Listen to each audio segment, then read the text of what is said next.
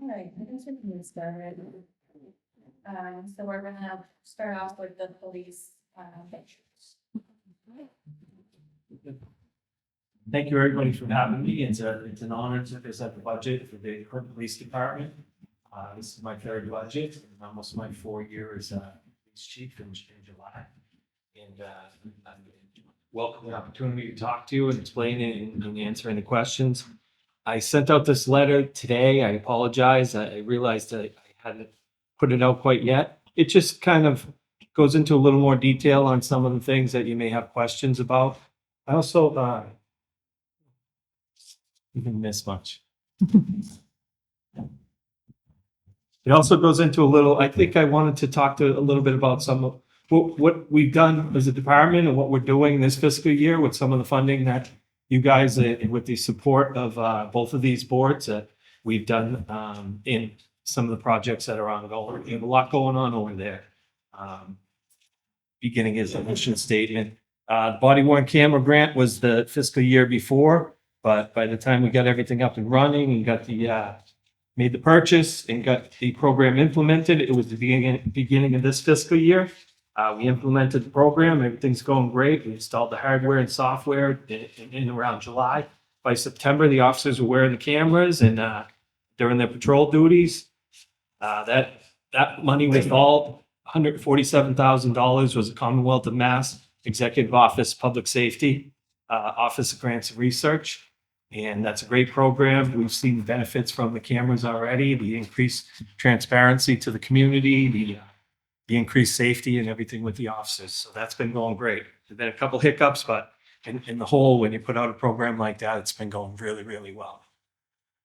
Bullet resistant vest. Again, that was a grant. That's a combined, the town pays, but we get reimbursed half by the state, half by the federal government. And in November of last year, we received the bulletproof vest. We dispersed them to all the officers after we got the officers. The vendor came in and fitted all the officers. We went with the new vest with Molly, which is kind of a system on the front of the vest. It's an outer carrier where the officers can put equipment on. You may have noticed the officers around town with the new vest. We went over a couple different makes and models that we looked at. And I thought that one looks very professional. We didn't want to go to a militaristic looking vest. We still wanted to be approachable, but we wanted the Molly takes the equipment, 50 pounds of equipment, and takes it up and puts it on your body where the officers aren't having back issues and other problems and can actually get to it. More equipment every year, we're getting more equipment. You can't even get to it. So it disperses the weight, takes the weight off of their waist and hips and puts it up. So the officer's been very excited. That's been going really, really well too. I think they look great. I think the officers look very professional and they can get to their equipment. The safety and health of the officers is of the utmost importance. So that was done with the grant. New digital radio consoles and dispatch. That just got completed a couple of weeks ago. And that was through with the support of the Selectboard and the use of the ARPA funding. We put digital radio communication systems and monitors in the public safety dispatch center. And it's part of our overall enhanced communication efforts. We had a program last fiscal year, which again was with the support of the select board and use of the ARPA funds, where we updated and replaced all of our portable radios for the officers and all of our mobile radios in the cruisers.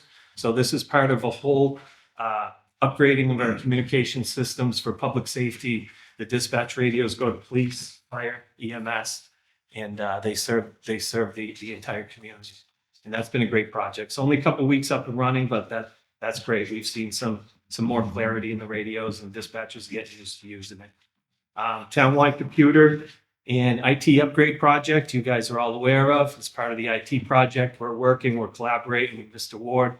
We're having weekly meetings with All Covered and more. I just got off the phone with a gentleman from All Covered about changing over our email system. So we're forging ahead with that, replacing and upgrading all the department's computers, operating systems. We're trying to get better Wi-Fi inside the building. We've had multiple meetings. We welcome the upgrades and appreciate the work that's being done on behalf of the entire town. And we think it's a great project. There was a lot of work involved with us too, more than we thought, but we're getting there. And the end result is going to be great for the department, for the community. New computer-aided dispatch record management system. This is something that we were approved, the former chief was approved at town meeting, and I believe in free cash in 2019. And at that time, we went out, we were looking at a lot of vendors, a lot of different CAT systems. And the problem was then we hit a pandemic, 2000, 2001, and we had a new chief, we had a lot going on. And there's a pretty big disruption in what we do, doing this changeover. But we finally said that there's no better time than the present. It's got to be done. We're at the point where we want a system that's going to grow with us and go ahead. So we used that funds that was sitting there. It was 200,000. It was down to 183. We'd used it for some other equipment. But again, this is going to be a system that's going to improve the police, fire, EMS, and the dispatch center. This is an entire community-wide project where we're going to have better record keeping. We're going to be more efficient, more effective. This newer system is going to integrate better with CGIS, with the registry of motor vehicles, with other things that we have going on. It's also more mobile, where the officers can get more information, cruisers on the mobile data terminals. So that's a great project. Again, there's a lot of Zoom meetings. There's a lot of IT work. There's a lot of people coming in and out. We kind of have the IT company working with the CAD vendor now, and working with our old CAD vendor. So there's a lot of work ahead. Our shoot point is July 1st, 2025. That's when our contract's up with the old vendor. So we're pretty excited about getting that done. But the next couple of weeks, there will be a lot of work to do, but we're ready for that. And I got to give a shout out to the stuff that we have going on. The officers have been tremendous, and a lot of support and help within the department. There's one officer that's going above and beyond, Bob Champagne. We're utilizing his IT skills and knowledge, and he's running around like crazy. He's helping us with the IT upgrades, with the CAD, with the digital ray, with anything we ask him to do, but anything IT related and computer related. So he's doing great. All the officers very supportive. A lot of people doing a lot of work, but I have to call out Bob specifically. We have the drone program again, which was ARPA funds with the support of the select board. We haven't done anything with the drone yet. Our officers had training with the company that we purchased the drone from, but we're still awaiting more advanced training to get the FAA flight requirements to become certified. We've worked with the union and everybody. We've taken a standard and model policy and kind of adapted, just tweaked a couple things. We're going to present that to the select board because I know there was some reservations on some things, and we're going to ensure that we're doing this drone and doing it to all standards and all case law and everything that you're supposed to be doing. So we have some guys that are very interested and very excited to get that going. So we have our 911 dispatch grants that we utilize. I'm going to change over our EMD, which is our emergency medical dispatch. We're just changing to another vendor. We think that the new vendor is going to help us utilize it. It's going to be an upgrade for us. We also use some of those grants. They cover utilize salaries, equipment upgrades, applicable software costs, along with tuition and fees and overtime costs associated with training. So we use those dispatch grants coming in. We get an incentive grant, we get a training grant, we get a grant for the EMD. So that's kind of what we have going on. We have a lot going on technology-wise. And like I said, the officers, a lot of people are doing a lot of work and supporting the changes and the upgrades and some of the things, but most importantly, they're still doing what they're supposed to be doing. They're still doing the function, which is their priority is out there doing their jobs and answering their calls and being proactive out in the community while still taking this in. Even if they're not actively supporting and helping with this, just all these changes coming on, everybody has been really good with taking it all in, because it is a lot of change all at once. But in the long run, it's going to be great for the. So that's where we're at, what we're doing with some of the funding from last year. And again, I appreciate and thank you all for the support and the funding and assistance with getting these grants and the ARPA funds, of course, and the budget process through the FinCom. So I don't know where we want to start with. I have some new requests. If you want to go line by line with the worksheet that I sent out, or some really new things that. Yeah, I would say just let's talk first about the new requests and like the bigger changes that you have highlighted. Absolutely. First one is the parking enforcement clerk. This is a new position. It would be a part-time position. It'd be a it'd be a non-benefited position. So it would be working the hours. I imagine it to be about 18 hours a week. I've called around to the chiefs. There's a parking clerk with a very similar downtown to us over in Hudson.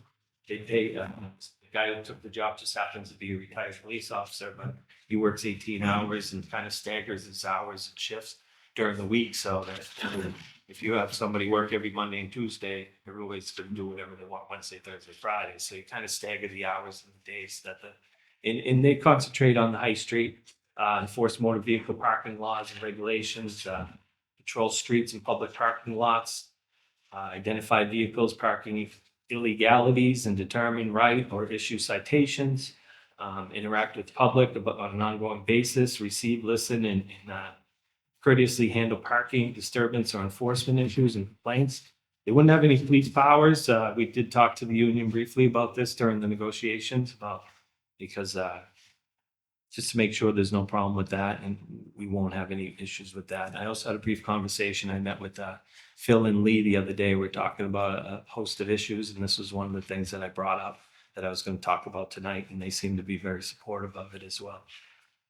Help educate the community about parking and any necessary research, respond to customer complaints, questions, concerns, brief description with the personnel board about interest in creating a position.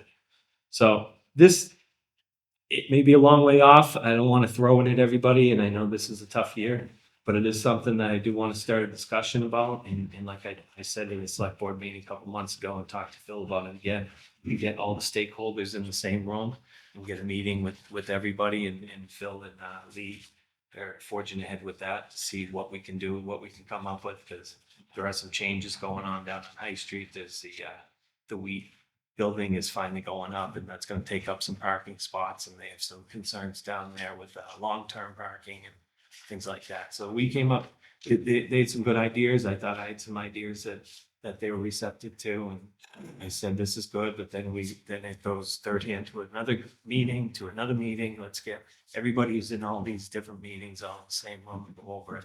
This is one of my ideas to alleviate, not to take the responsibility away from the police department, but to add an extra tool that helps with some of the parking issues and some of the matters that we have. So if somebody were to get a parking ticket, would this person handle like communications with them? Like, how does it work today? If somebody wants to fight a ticket, do they go to the like you first, or they have to? There's a private company that Oh. we send them out to, Kelly and Ryan, or Ryan and Kelly. Yeah, and they go out and the people send the ticket to them. And there's a process, excuse me, about sending the ticket and having an appeal process. And that wouldn't change. They still come to the lobby of the police department looking for the chief when they get a ticket, believe me. But But we would still have that third party Yeah. responsible for this. Okay. And that would have to be something, that would be a big change, because they process everything. I Yeah. think the town at some point before me realized that was a better option for them than to handle it themselves. I don't know. Yeah. From how long ago, like since I've been an officer, it's been there. Chief, would they have a vehicle that they would patrol outside of downtown, or? That's another cost we're talking about. Yeah. So, I don't know, but that's something we could look at down the line, a retired cruiser that maybe it's 100,000, but is in the shop and something like that we could do. Yeah. But I don't know. So it would just be the immediate Yeah. downtown area? Yeah. And there's some different things being done. City Gardner just a couple months ago put in parking meters, electronic ones. Hudson has the parking clerk. There's communities in the same boat as us that have the same issues in their downtowns, and they're trying different things. So this is an idea that I threw out there. See what you guys think of the funding, and if it's something we go back and talk to as boards and see. But I don't know if the money's there, but it's definitely something that I'm interested in putting out there. Well, do you have a euro? I'm sorry.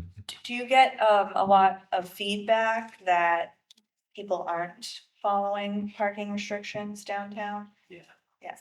In we go in waves, and then if we don't go out, then it kind of Yeah. people change, the behavior goes back. Yeah. We hear different things. certain businesses downtown, and they see an officer around, an email or a call goes out to the buildings, and everybody goes out and tries to lose it. So you do see some things. In the downtown strange, and I think we could have more problems, and we talked about this with Phil and Lee. We were talking about a business on the corner where the bank is. We're talking about hopefully the Strand coming back, which is great for the town.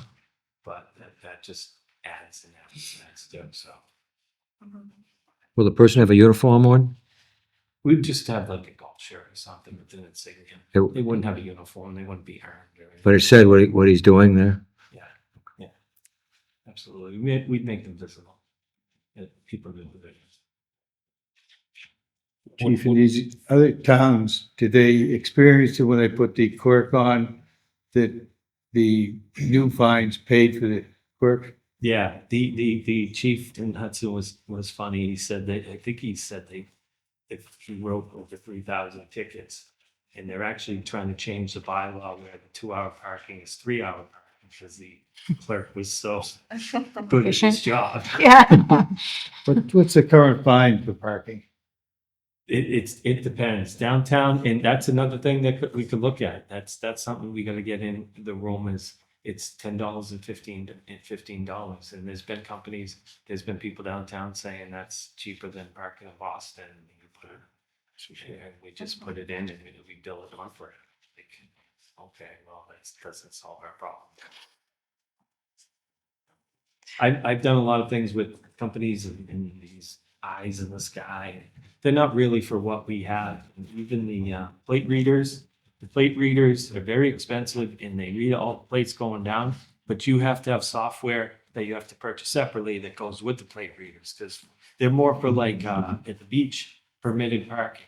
If you could drive through with a plate reader and it would read plates that are not permitted, it would read permit, no permit. But downtown, it doesn't just drive down and drive back in 2 hours, tell me who's still there. Unless they were overdue, unless there was a parking meter with it or some type of system with it. Stuff. And then these eyes in the sky, they're more for like bus lanes and things like that. Where somebody that's there, they'll print a ticket and send it right to you, mail it right to your house. They're very expensive. And the first thing they always said to me is that most of the vendors were, we can make your money back. That isn't our intention. The intention is to change behaviors. So that's one of my requests, and I know it's a big one. And then it's a new position, so whatever we have in mind, I'm sure will change and it will adapt. But that's something that I want to put out there for discussion. You guys. Do you have any more questions on that? I have one, sure, Brian, for Chief. I know years and years and years ago, they did try, when they were doing a lot of, parking situation on High Street. If they saw a car that had been parked there for quite a while, they would put a white mark on one of the tires. Yeah. And then they would go back again, say 2 or 3 hours later and see that same car was there. Yeah, that's now illegal. It is illegal, huh? Yeah, the federal court determined that was a seizure of the person's vehicle. So by putting a chalk mark on their vehicle, you seize them and they can't leave. So I don't know whether I wish I had the case law to cite, but that's been years now. You can't do that. That doesn't When I surprise first started, we had to stick with a piece of chalk on it. Yeah, that doesn't surprise me. But the case law came up a few years. It's been a few years back, as long as I've been on, because we had chalk sticks. Oh, yeah, I know that was a long, long time ago. It seemed to be pretty effective. Yeah, Back then. it was easier than what we have now. The officers walk down, kind of write the plates, they use their own phone and kind of Yeah. record the plates, come back in 2 hours. So.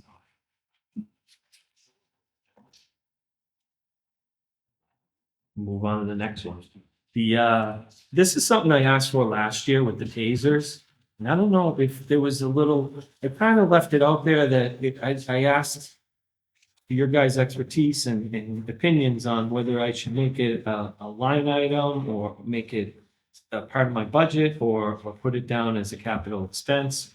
And there's also different ways to pay for it. I could pay for it as a lump sum, or I could pay for it annually instead of $60,000, $12,000 a year, $15,000 a year, whatever it comes out to. But our tasers are out of life. They, as of last April 2025, the Axon Corporation no longer makes the Model X2 tasers. And not only that, they've also put letters out that they no longer service or maintain or replace any of the X2 model tasers. So they're forcing us, and I don't want to get into a long spiel about how Axon Taser is a monopoly and they have no competition and they can set the price and whatever they want to, because there's nobody else to buy from for this type of device. But I think it is very important that we've seen just having the device on the officers or having the officers take the device out is a pretty good deterrent to somebody's thinking and behavior and what their next move is going to be. So we can run with the ones we have, but as soon as something goes wrong or there's a problem, they're not going to fix them. We're not going to get any parts to replace them. They're not going to be able to be updated.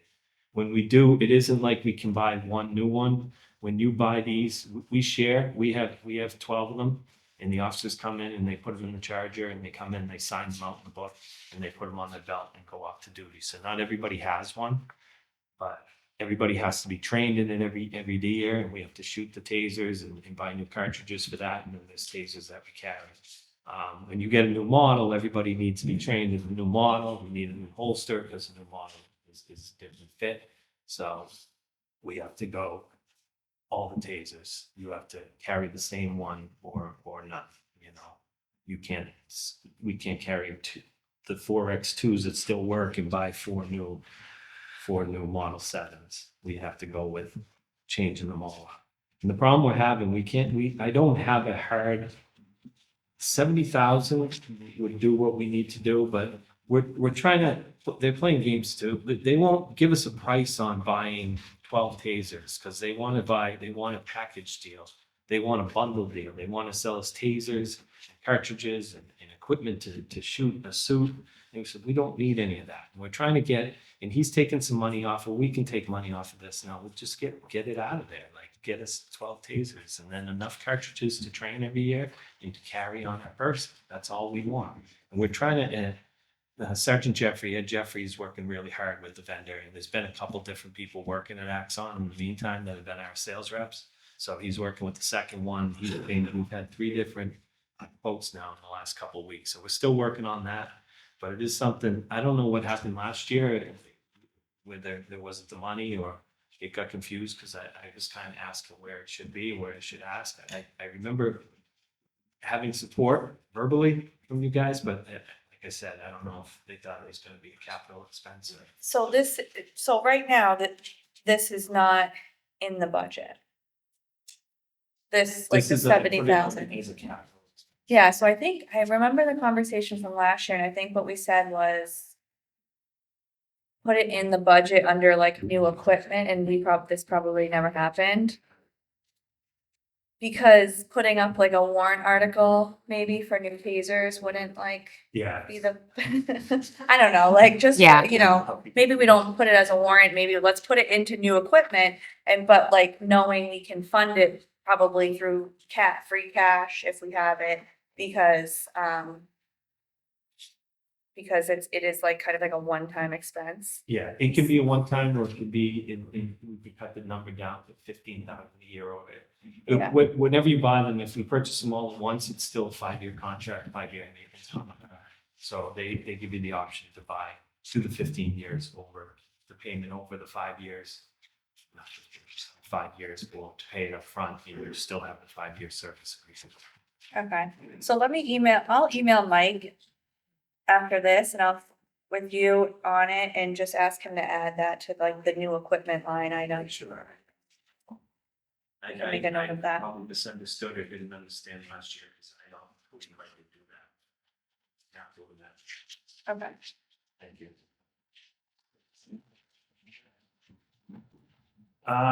New beauty pistols is something we're kind of into life of those. They're not being remade or anything else. They're just it's kind of new new improved way of doing things going around the policing and law enforcement profession. And one of our guys, Kyle Brady's doing a good job helping out as well. They're firearms instructors.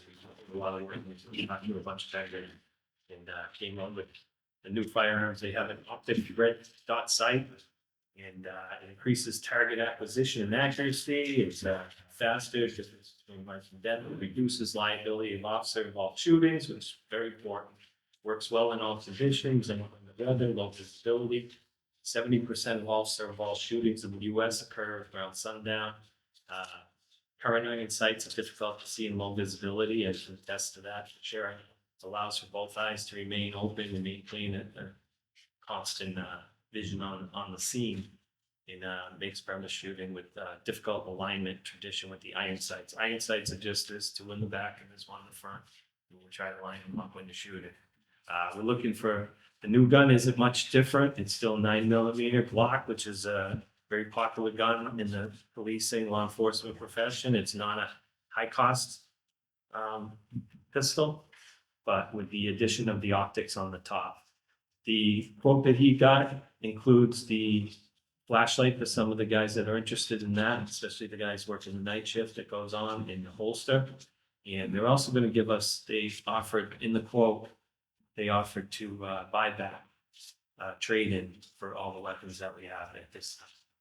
So $17,000, $18,000 would buy us all the new guns with the trade-in and all that, and we would worry about it. Some of the equipment later on. Total cost of the whole thing, which is the holsters and flashlight is $26,000.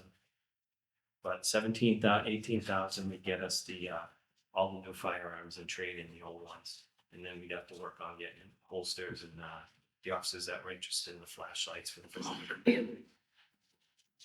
But this is an important thing too, and the officers are very. Kylie did a lot of research. Says nearly 80% of departments in Mass are transitioning to the red dot optics, including Mass State Police, Worcester PD, Boston PD, and a lot of the area towns around Clinton. So the ones we purchased now from 2017. So 5 to 7 years is usually the lifespan of a pistol, or 5 years.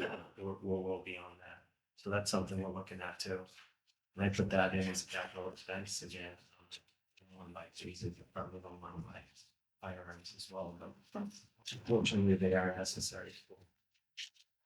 Chief, does the 18 grand include the red dot sight and the With the trade. with the trade-in? And does it include the 26 would be the holstering system. and the flashlight? In the flashlights and everything for 32. 32 for all the full package. 32 guns. Oh, for 32 guns? We would order 3 extra. The flashlight, the holster, and the sight Yeah, the sight and the gun. for 18 grand?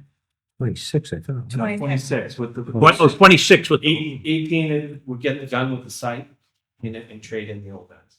okay. So it's 18,000. Yeah. Well, but it's 26 to add the flashlights and the holsters So it's too. 26 to have the flash. To the flashlights and the holsters, I have a breakdown in the, did you guys get what I sent in the email? Um, Yeah. Yeah. In like the capital projects form, or, No, I also sent a few more detail from the vendor. With and some information about the G45 MOS block, 9mm and how it works and some technical data. It had the schematic of. Yeah, of it, yep. And then talked a little bit about the optic sight.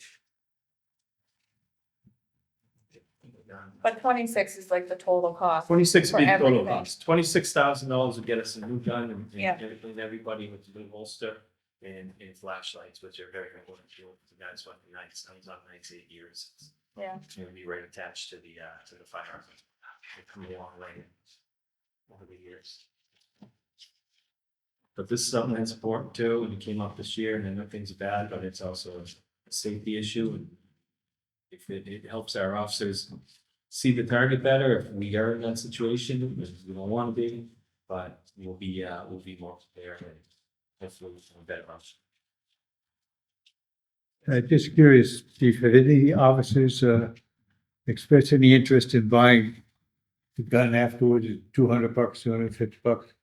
We've done that in the past. I don't know if we would do that this time. We've in the past, but you would have to set a deal with them to trade it in. We can't say that guy wants to buy it, but so we're only gonna trade in this many. The deal was he wants the guns back, and this is a flat rate that he would pay. If you start saying, well, three guys want the gun, well, your quote's this then, you know? But we've done in the past where we traded in guns to a local dealer, and they've allowed us to buy it back from the dealer, but he has to buy it first. Thank you. Yeah, there's a lot of legalities to that as well.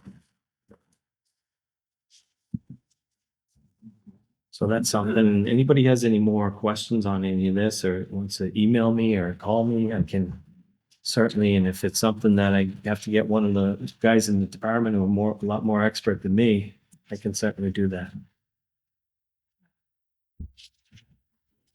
The other one is kind of a wish list, and I don't even know if it would be in my budget or the DPW or facilities, but the parking lot over there is terrible. It's awful. We're gonna bring fish in to swim around the big pothole that's in there. So I don't know. I asked Kevin Bartlett to come take a look at what he thought. He brought his wheel and with his expertise gave me a quote, and he gave me a bunch of quotes based on how many layers we want to grind down to and how we want to do it. The problem is the driveway kind of comes in like this and the water settled for a long time.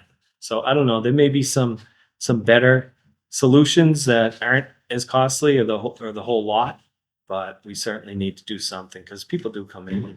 That is a top lot that's open to the public where people are coming in and parking in the parking lot, coming in to visit the police station, sometimes distraught or with problems, and they're certainly not worried about where they walk in potholes and cracked. How long ago was that done, Chief? Driveway. Do you know? They Do you have any idea? originally, I believe, 28 years. Yeah. Really? Huh? 1997, the building was done because I was in the police academy and the chief was still in the trailer out front. 1997. I wonder if facilities has a warrant article for paving that we could add this to that. Cause I feel like it maybe should be like a facilities thing. I can follow up before. I didn't do a lot except for talking to Kevin a little bit, and Kevin came right on. He did great and measured it up how we could patch more or do something. But there's some spots there that are really bad, and they come every year and they do the best they can patching it down. But it's gone again. It's a big. It's about the size of a table now, but something's got to be done a little more permanent than patching it every single year. Hopefully. Yeah.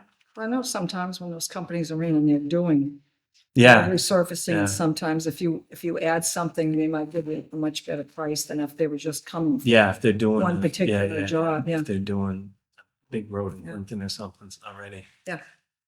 If they want the bid, you're gonna help the police out with the new driveway. Yeah. Just missed the opportunity with doing Chestnut We've been Street. putting cruisers out waiting for I know, Lightning right? McQueen, but we haven't caught Lightning McQueen. We're gonna put him behind one of those pavers like the movie.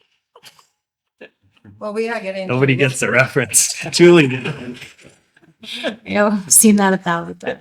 If we're gonna do so, I'm sure, Kevin's probably gonna do some road resurfacing in the good weather, so Yeah. we should probably, approach him and see if. Yeah. Yeah, there's money somewhere for it, I think. I feel like that we put some ARPA money in, like we had to finally decide, and I think we put it maybe into like a I think it paving was fund. 13 It was 13,000, I think, that did go into road resurfacing. Yeah, I mean, that's. that's a not lot. gonna get us far, yeah. It's- You're right, It's but we- something- something to put towards it, right, but this might be good. Yeah, if it could maybe be included in another project that's going on in town, the price would be lower than that, rather than a standalone. That's what I'm saying. Yeah, because it would be a small job for some of these bigger. Bring to the system. Definitely. If you are you talking, Chief, just the top lot for now, or? Just the top lot. Top lot? The bottom lot isn't as bad because it slopes right Slopes off, but the top lot kind of went in. If we can get some help there, it would be much appreciated. Whatever we can do, best we can. Sounds like a parking clerk might be able to come up with that money pretty quickly. Yeah. Hudson. They'll solve all this. Yeah, then, Some of the other costs that I can talk about, I thought you had a sheet. That's it. Obviously, one of the biggest increases on my, and I'm looking at the front sheet, the police department fiscal year 2026 budget request. And the summary sheet, and I put some notes down the bottom as well. The $20,000 obviously stands out. Miscellaneous general expenses go up 13.9%. And I try to explain that below with some of the things I talk about. Requesting miscellaneous expenses has increased due in large part to the body worn cameras. With the body worn cameras comes a storage cost. Part of the grant funding, they don't allow you to use the grant for storage. That's on the community. So we have cloud-based storage, and we'll have plenty of storage to maintain all the videos. We have a standard, when you take a video, that you can turn the wheel and it says investigation, felony, traffic stop, and all of those have a schedule. Some of them we save for 3 years. Some of those videos get saved for 7 years. Some of them get saved for a year. If somebody makes a video unintentionally, they have to email the lieutenant. We can put that in and delete that if we review it before we delete it, and we can put it on a speed delete. Any training videos that last a year. Some of them are some scenes you have to keep forever. And those schedules are per Mass General Law and what the cases are and everything. And we can adjust those too if somebody hits the wrong button. But so that storage, we're going to keep the storage a long time is what I'm getting at. Some of the storage of these things are 3 years, 5 years, 7 years or longer if it's a very important scene. So the video storage is very important. It's cloud-based and it's working out great so far. I don't expect us to come to our limit anyways, but we're certainly not at it now, only 6 months into the program, but it's working out good the way we view the videos and everything.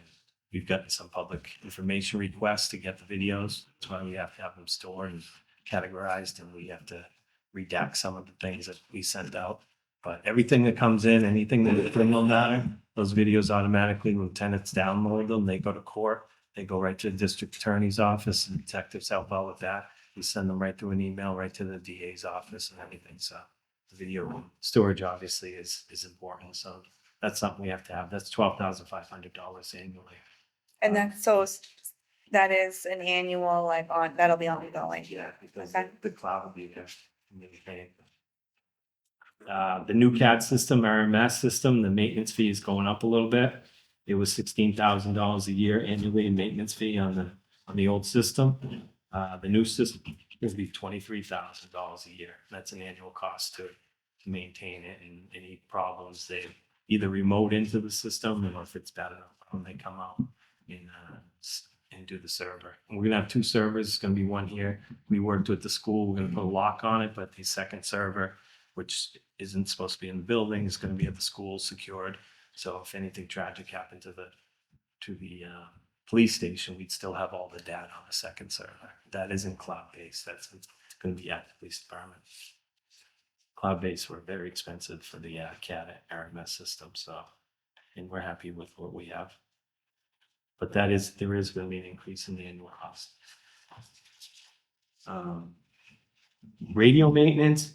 I took it out last year because we did have the ARPA funds and we had all brand new radios, so I didn't anticipate any problems. So I took had $5,000, which we used to repair or replace any radios in the past. But with the ARPA project that we had, I said, I don't anticipate any radios needing to be repaired or replaced. We just bought them. So I took that out of the budget. This year, after we put the radios in and dispatch radios, there is offered an $8,000 a year service agreement, which would give us 24-hour service through the company.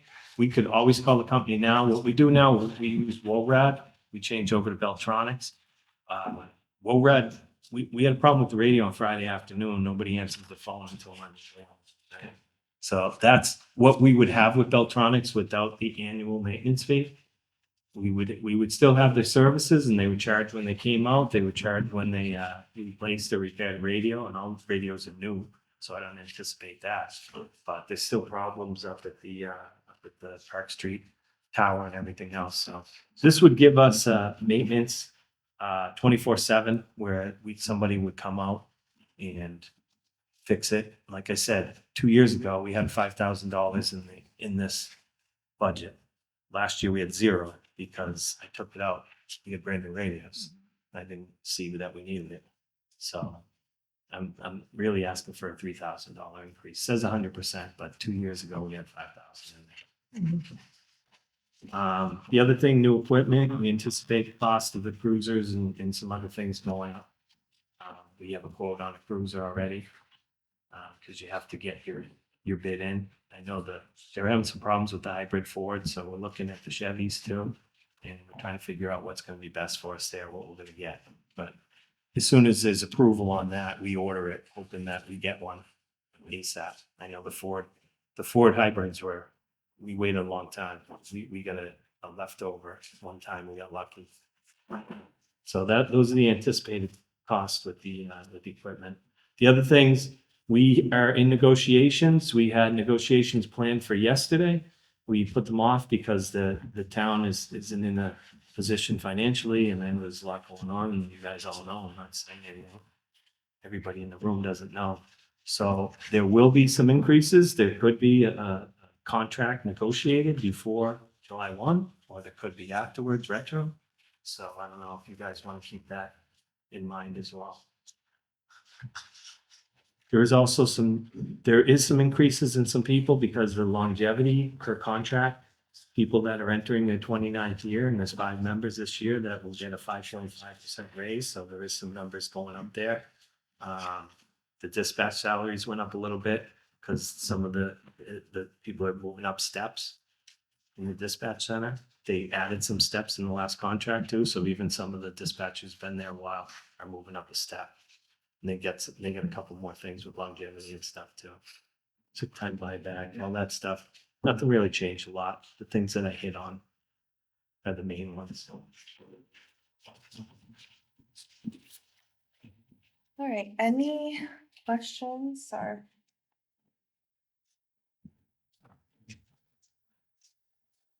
No, well-detailed budget.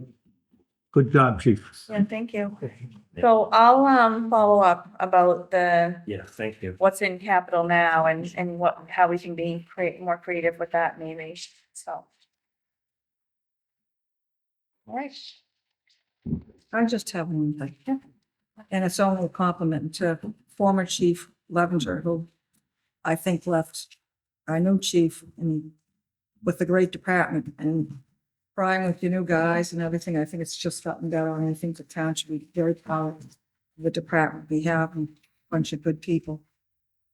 Thank you. So thank Yeah, you. the younger officers have been a good addition, as well as veteran officers. It's really been, we do have a great group of people over there. We do. I can't say it enough, and I'm not just saying it, I'm the chief. We have a really good group, makes my job easier. Us too. Yeah. Chief, Thank you. Thanks, Brian. thank you. Thanks, Brian.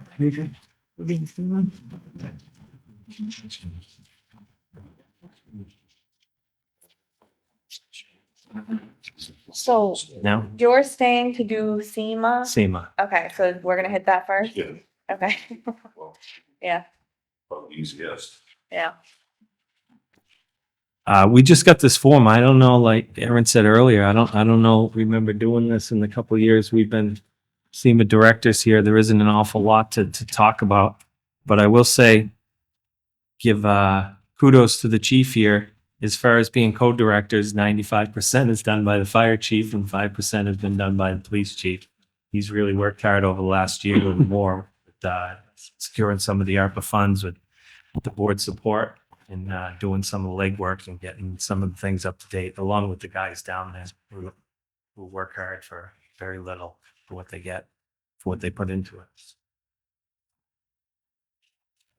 So one of the things we'd like to discuss is, like the chief pointed out, I've lived down there this winter, just where it's cold, extremely cold winter. I did everything for ARPA. My firefighters assisted me, loading the generators. The mechanics in town assisted me in ordering all the fuel. I ordered the vehicle, I got the vehicle letter, I got everything done. Every 2 days during the winter when it's extremely cold, I get down there in the morning before work and make sure that the heat's on. I went in there one day, the heat wasn't on, I found the thermostat, dead batteries, changed the batteries. After we got the new pickup truck, I went in there one day, I went to start it just to check and make sure it's running, it's brand new, wouldn't start. Come to find out some of the new Fords, they draw a little bit of power off the computer, and if you don't start it every so many days, it dies. Got a hold of the town mechanic, he went in and put a little charger on it that's under the hood, that's done. I go in, check the oil, make sure the oil, I order the oil, I get a hold of Barry, I open the gate in the morning, he texts me, can you open the gate? I get down in the morning, open the gate. So I've spent like countless hours. I go in the other section of the building. I mean, there's no running water in that's gonna freeze, but we still want stuff to start when we're in there. So one of the things I just did, somehow, don't even ask, I'm not sure how, I missed Sterling, but I did it just to check locally, just District 8, which we're in. And so Athol, Air, Harvard, Holden, Lunenburg, Rutland, West Boylston, Westminster, Devens, and then Sterling. Somehow I didn't put Sterling on the list. These are all fire chiefs here. These are all fire chiefs that run the emergency management. The two at the top, Athol and Air, they get a percentage of their base pay. So it ends up being $3,721 Athol. Air gets $16,983. Then it just kind of bounces down. Harvard's 4,500, Holden's 2,000, Lunenburg's 5,000, Rutland is 7,250, 5,000 for West Boylston, Westminster's 2,000, Devens is 1,500, and Sterling, which I didn't put on the list, I don't know how I missed it, too far over, he gets 10,000. So just, I'm trying to, as everybody knows, trying to do the fire department, the fire prevention, trying to do my job and trying to go down there and make sure this place is operational. And it's just, so we're looking to put some type of a stipend in for the director that's going to be doing the job. And what is it now? Is it 2,000 now or? So right now, we don't take nothing. We haven't taken a penny. What we did was we've divvied the money up to the guys that go out and do the work. We've had some conversations about trying to change the phones around, Brian and I. We haven't really got that done. Brian and I just recently, like this yesterday, kind of discussed all this and then discussed kind of altering the pay for there's 2 deputies down there that do most of the work. And that's it. We just basically divide the pay up down. That's. Building is terrible. I mean, everybody knows about it. There's no, water comes in the building. It's not catastrophic, but the building has fallen down on itself. I mean, what's to stop us from putting that building on the market to somebody and then whether we can get a metal A-frame building, something that's weather tight, insulated on town property. It seems like that thing's nothing but a headache. I'm gonna be honest with you. My thought, obviously this year is not the year to ask. That's why I'm not even asking. But my thought was like, Brian and I just had a brief discussion of just like you said, just a metal building, even looking at the American Legion property. But a metal building, you got your emergency operations where, the town administrator would go, the chiefs would go in the major event, you'd go into that office area, and then 3 bays. 1 bay with the 2 vehicles, because we're going to get rid of 2 more vehicles, all the equipment in another bay, and then the police have their trailer down there and the other stuff in the last bay. Just like I said, just a thought. But then again, like I said, I had thoughts of kind of coming and proposing that, not in a year with health insurance doing what it is. So I'm just, I don't know where we would go to. That's all I'm saying. The cost on that building, I would think, would cover the cost of, maybe not a 3 bay, but. The Clinton Emergency Management received $30,000 from Lorraine Rosenthal's estate. I believe, don't quote me, I believe when I got with Diane Magliozzi, it went into like a gift account for Clinton Emergency Management. We put it there because for something like that, it was a gift from Lorraine's estate to us.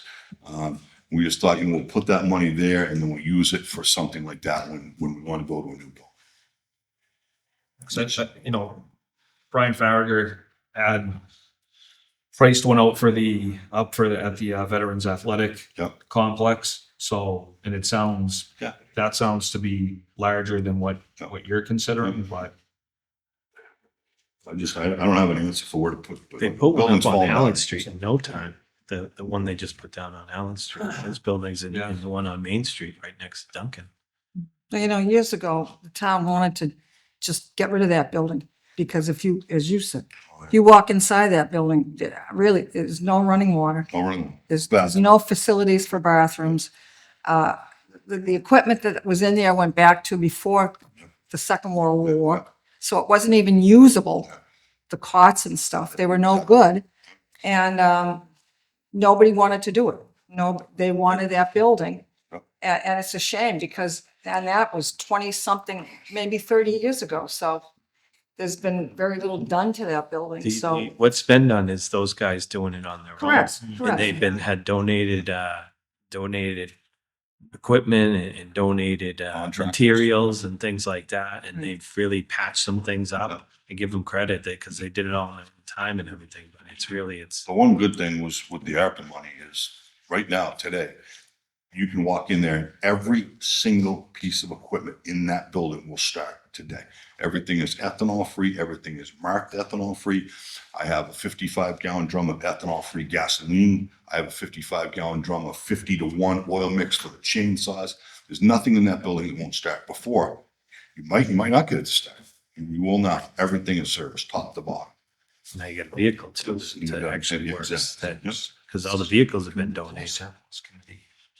But again, there's nothing, so you could use that building. You don't even have a window in the place. I mean, it's crazy. But, But now, like I said, I know years ago, though, Chief, we had suggested they're bringing their radios and everything into the basement.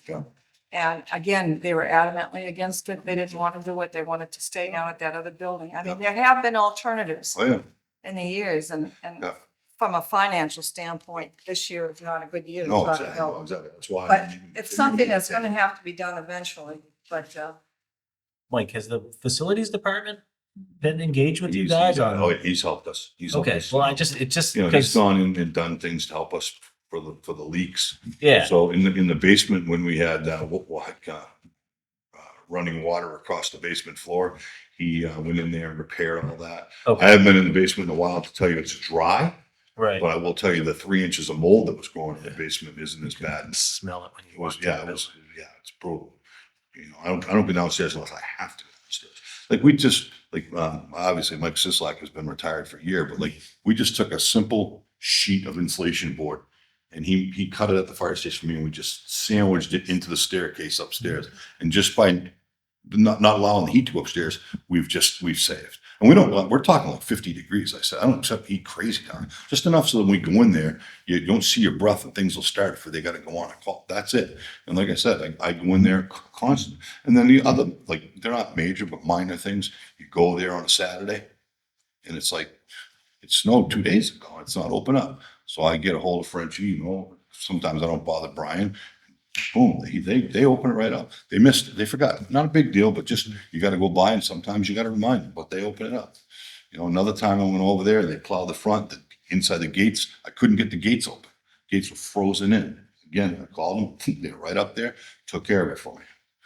So it's just, it's a building it's not, sometimes not a lot. Only a couple times this year. I'm not complaining. They did a great job. They opened this up, but it's just a lot of work, you know. And I'm just kind of running in the morning down there with the cold and then paying the bills. You know, I come up here, I got my mailbox, and my gold key to get my mail. So Something we talked about the school safety meetings too. We just had one a couple weeks ago with Dr. Meyer and all the principals and everybody, all the stakeholders, is a command center. If there is an event at the schools, you need a command center. That place certainly isn't a command center with internet and Wi-Fi and monitors and TV and things that you can command an incident and any natural disaster, which is what SEMA is there for, certainly isn't a place to command. Unfortunately, the police station isn't really either. There's no parking out back. It's small downstairs. We talked about that. Dino before brought in a radio years back to make it kind of a thing, but we talked about that as one of the things. We're having a big training together with the fire this year to do active killer. And they've been in the plan, and we did a great tabletop exercise with the school and the school officials a couple months back, and it went very, very well. There's great discussions going on and everything. Now we're going to actually implement it, and with the fire. We've been doing training on our own as police, going in and then kind of leaving. We want to we understand that it's going to be a community-wide event, anything like this, anywhere, schools, hospital, work site, anything. And the fire need going to come in after us, and then DPW is going to be involved, and facilities and the janitors at the school and everybody. So we're trying to get as many people involved as we can in this exercise we're going to do in the spring. But that's been discussion too. Where do we meet? Where does the town administrator go? Where does the select board go? Where's the news media go? Where do we get updates on what's going on? If it's a weather emergency, if it's an ongoing, where do we go that's safe and has the access to the things that we need? Like, just keep in touch with the facilities department. I understand it's an old building and there's only so much that Brian can do, but like, you shouldn't be daily having to go down there and worry about the heat and like, and some of the stories I'm hearing about the water come, I know, like you said, that Brian's been trying to help with that stuff. He's but- done a lot. He's done a lot. But just keep them engaged. And I know we have had conversations with Brian about just, at what point is this building Yeah. just like not worth it? And do we have to, I kind of think we've been there for a while. I think it just keeps getting kind of pushed off to the side. But maybe that's something we can kind of put on the radar for this coming year. Because it's not fair to you to have that much pressure on, like, just like worrying about like the Just heat because not you being want- on the you building. When you need it, you want to make sure it's gonna run. Yeah. And like I said, I called Barry Whitney and they get my oil delivered to me. I open the gate for them. I make sure they close the gate. They're very good about closing it, but I gotta make sure it's closed. When somebody decided they want to go down and tag all our doors, call Brian. Brian got somebody right in there, painted the doors. One big thing I noticed now, just recently, more so now, is that, like Mary Rose was saying, there's no windows. Where the wood is, it's just curling off the building now. So, just something to think about. Like I said, I'd love to have a new building, but I know that's not reality in the financial times we're in right now.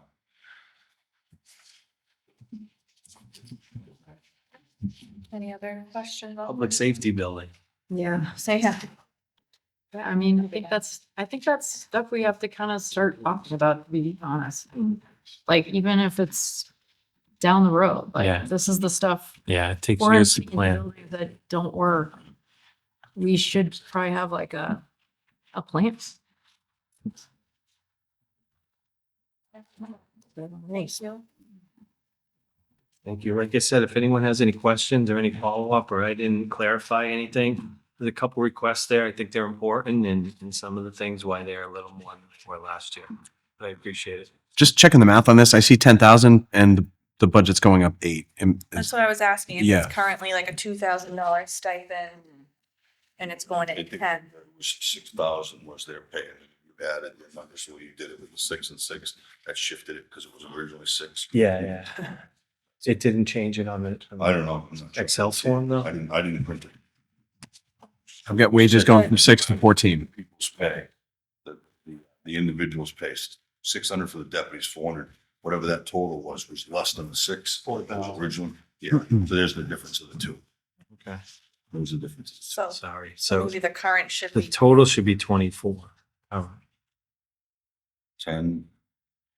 Right, correct, 24, yeah, because What you have on there, the FY 26 level service, 24,000. Yeah. And wages went from 6,000 to 14,000, and miscellaneous expenses rather stayed at Yeah. That's, yeah. 99.9% of that is just heating the building and paying just the one phone bill that's down there. There's really not much to it. Right, but this number is 16 or 14? I think The- it's the 14 wage. because the current salaries are $4,000. Yes. Okay. Yeah. And it's- then the I don't know how it average came out is as 16. $10,000. It's 14. Last year, 4? Yeah, I think there's less guys. I don't know. That's six You here, but gave I the don't list of remember. the guys. There's 9 plus the director. Yeah. I don't know. Did that not point out? Don't know. Well, I mean, it's either I think 14,000 from last year and it's Yeah. 24 now, or it was 16,000 last year and it's 24 now. Yeah. It was 16 last year, no doubt, 10 and Okay, 6, so no doubt. then it's- No doubt. I think there was $2,000 last year for a stipend for a director. Now Oh. it's being asked that it's 10. So Yes. Need that. And that didn't print out. Okay. Did it print out the one I sent you? No, Yeah, it didn't print. It started with Crafty. No, this isn't the same sheet, sorry. So I'll get that for you guys. All right, I think, yeah, we got it. All right. Not bad to the confusion, but I am confused. Emergency management wages going from 6,000 to 14,000. That seems to be an $8,000 difference. Correct. But down here in the notes, it says stipend increase with SEMA director, $10,000. It's going up to 10. I guess it was 2 last year in there. So Yeah. it's going up to 10. From That's two. an It was 8. 2 last year. Okay. No, I think what there was $6,000 in wages. So Right now, the way he calculated it, the people that work there is right now is 4,000. So there's the $2,000 difference. Yeah. So he's adding the 8 plus that 2 from I that. think to it's make like it a around. dozen people. You gave it the I gave you the nine active members. And then, and I'm sorry, I don't know why it cut off, because I had the copy I had. That's It should be the director first, and then the others after, so I can get you that. And you guys are the directors of SEMA, so that money would be split somehow between you guys. We, yeah, we can do it whatever way you guys want. Like I said, the fire chief, in a lot of communities, the fire chief does it. I'm more than willing to help the fire chief, and I've responded to scenes when he's not available in that. And I'm certainly, that's part of my job as a police chief, but if he wants to, if any director, it goes to the fire chief, and I would still be involved in the process and do whatever he needs me to do. But he's doing the bulk of the work, and I think the way SEMA's set up is regionalized, like you guys are in the fire service anyways, where it's good. But the director comes in and talks to me and the chief. The regional director stops down, Ray, used to be Kevin, and they stop in every once in a while, see what our needs are as a community and talk to us. And I see him at the Central Mass Chiefs meetings once a month. So he's engaged with me and the fire chief, and he's really good. He stops in on his own. I had a meeting in Maynard or something at the Fire Academy. I stopped at Stowe, and I stopped over to see if you guys have any needs or wants. He actually did a training one of our lieutenants went to, and we're going to give him a call. He does tabletop exercises about disasters and active incidents. So we're thinking of utilizing him too, again, for that. So it's good being because it still keeps my name in there, but the fire chief is doing work. Gotta give him. But what you guys are proposing, if you get the 10,000 for the stipend position, you're going to have another person other than the two of you be that head of the SEMA? Is that? No, the chiefs, and you can share those numbers. He called around the area fire chiefs who are just SEMA the fire directors. chiefs, the directors, Last what they SEMA get, directors. okay? They get a stipend. Oh, District 8, I just did District 8, our local district. Okay. We can share that Yeah. with the,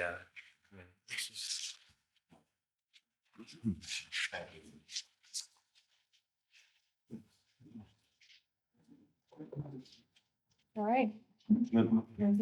thank you. I appreciate the time. Thank you. Thank you.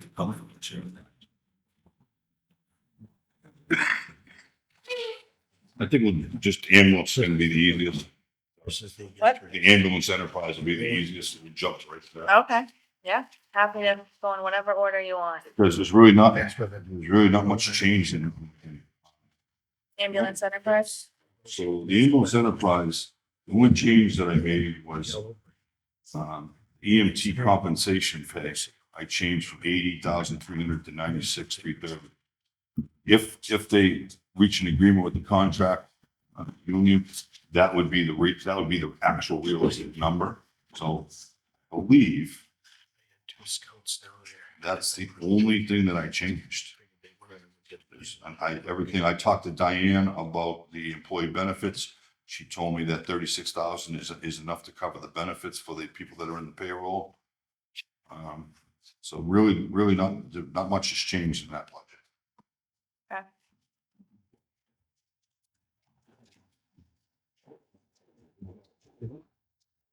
And the 44,000 for the paramedic comp pay still, and you think that that's still like a realistic number?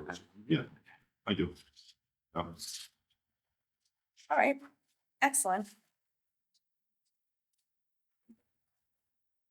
So basically, on the fire department, again, like the chief point alluded to, we don't have any idea what the market's gonna be for the COLAs for July 1. So for us, it was basically level funding for that, knowing what the retro is. Because obviously, it's 21 months right now without a contract for the firefighters. Wow. So we're 21 months deep. Obviously, July 1 will be 2 years deep. So these numbers based off of that, they just kind of keep compounding along. And how optimistic do you feel about that getting done this year? I don't know. I truly don't know. I mean, we're gonna meet on the 15th. I think we'll have a better insight whether the union is gonna go to the joint labor management and mediate it, or if they're gonna move forward. I can't really say. I would say we'll have a good understanding on April 15th. Not really a lot of changes going down the line. Fire prevention officer, I did what the board requested. I advertised it at $70,000, and obviously my firefighters make more than that, so that was a moot point. So I've asked for the 125,000, basically in essence to move the deputy fire chief into days and to take that responsibility on. So that's a difference of the 70 to the 125. And then when you would have to fill the deputy fire chief? We'd basically take obviously the 70,000, so we'd have to make the difference, and then the deputy's pay, we would take that line item and make it add to the captain's pay and make another captain's spot, because you have to have another officer do 4 shifts. So you have to really sit and do all the math, how that would calculate out, but that wouldn't be a major change, because you're gonna add to his pay, and then if you're gonna take one more firefighter's position, and you just gotta add the difference of a firefighter to a captain's pay. I have a question. Sure. So that's a $55,000 raise for that individual. Is that? No, that's not for an individual. That's Wait, not, you just- the deputy is making right now No, 90. no, the fire prevention salary, you had 70. Yep. You said you were putting it to 125. No, I asked for 125. It was set at 70 and nobody would take it for Okay, so I'm just saying, you've got it in the budget for 226 at 125. Correct. So that's a $55,000 Correct. increase. Correct. Okay, so my question is that person, if that person was promoted from within your department, are they now, they're a Monday through Friday, so they're not eligible for overtime shifts? They would be eligible, there would be a Monday through, there'd be 4 days, because the way the contract works is it's 42-hour work week. Okay, so a 4-day shift, So they would do a 4-day shift to get to their 42 hours. yeah.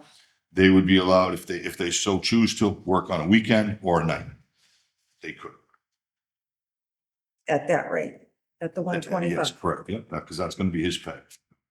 Is that role part of the union too? Until they try to take it out of the union, it's part of the union. Because he's part of he's not, like, for example, the 2 lieutenants, the police station, management, they're out of the union. So the chief and the 2 lieutenants are out. I'm the only one that's not.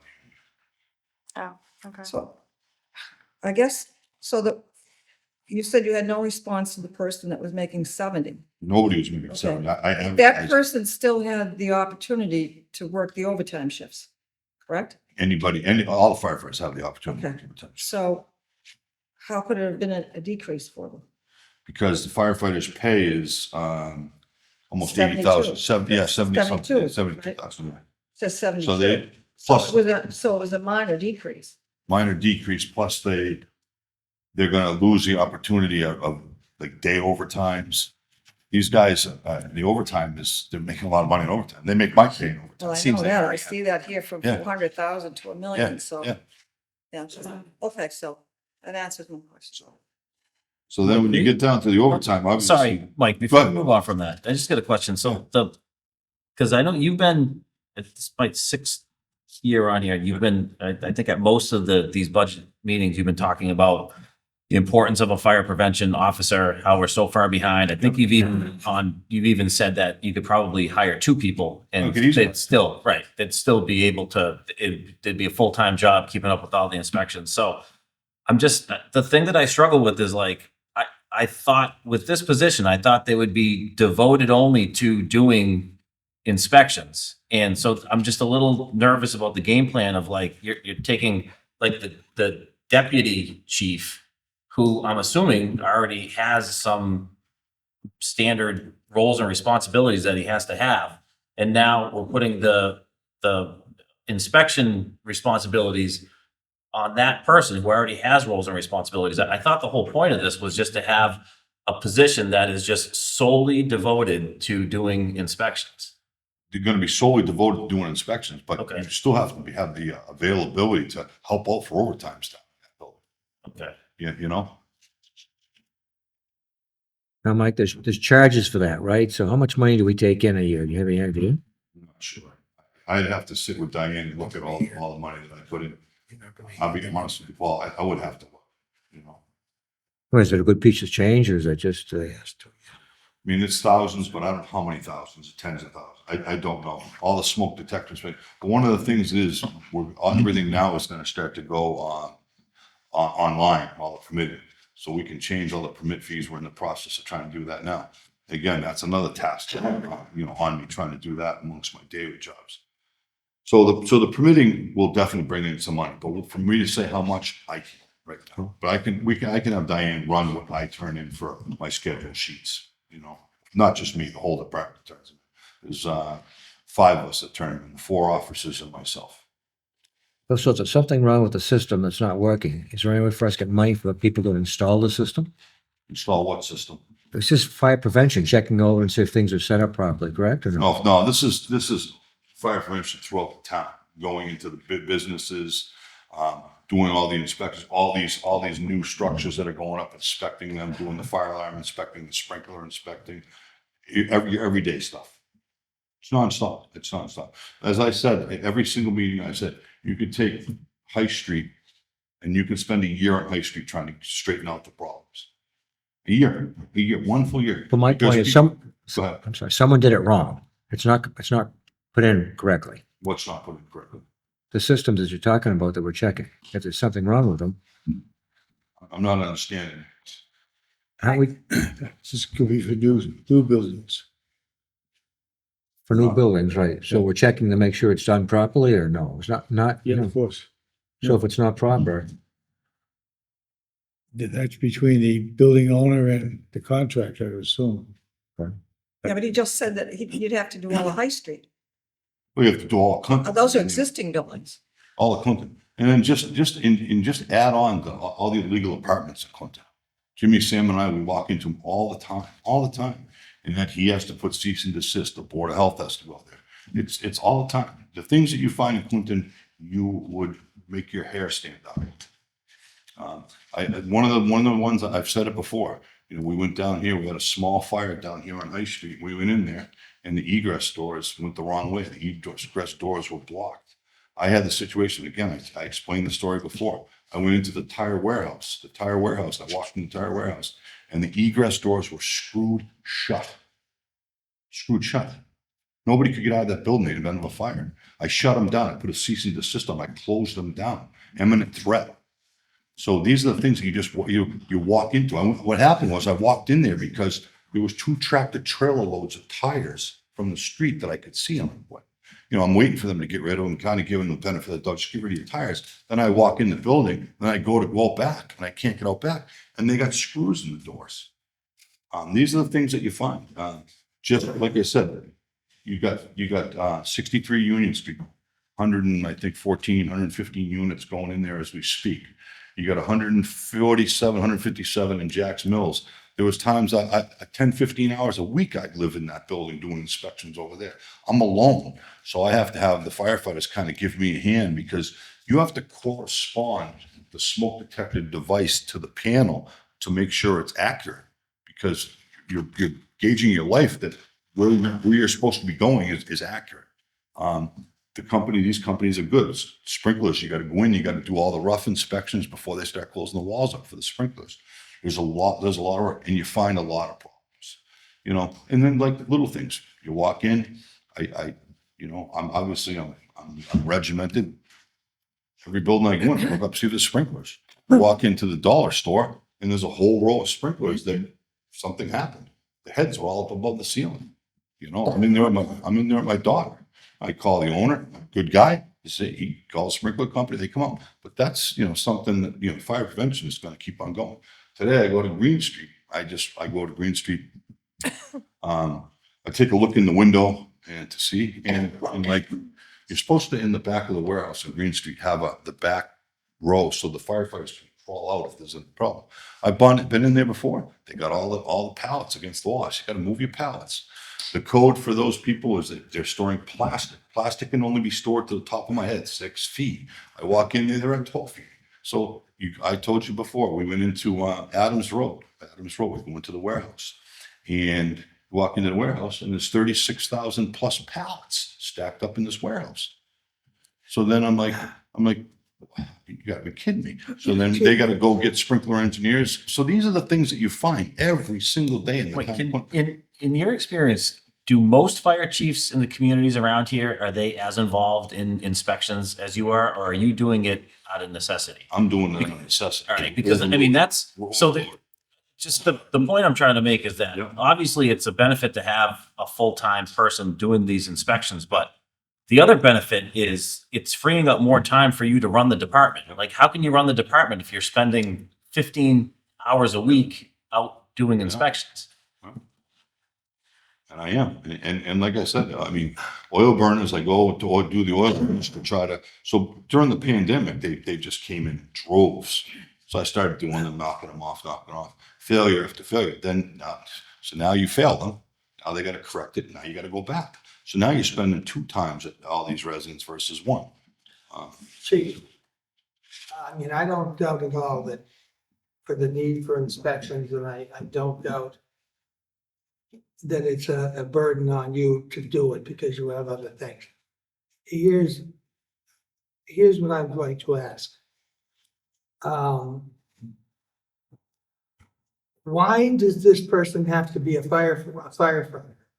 Why, if you hire an inspector, can't he or she be an inspector?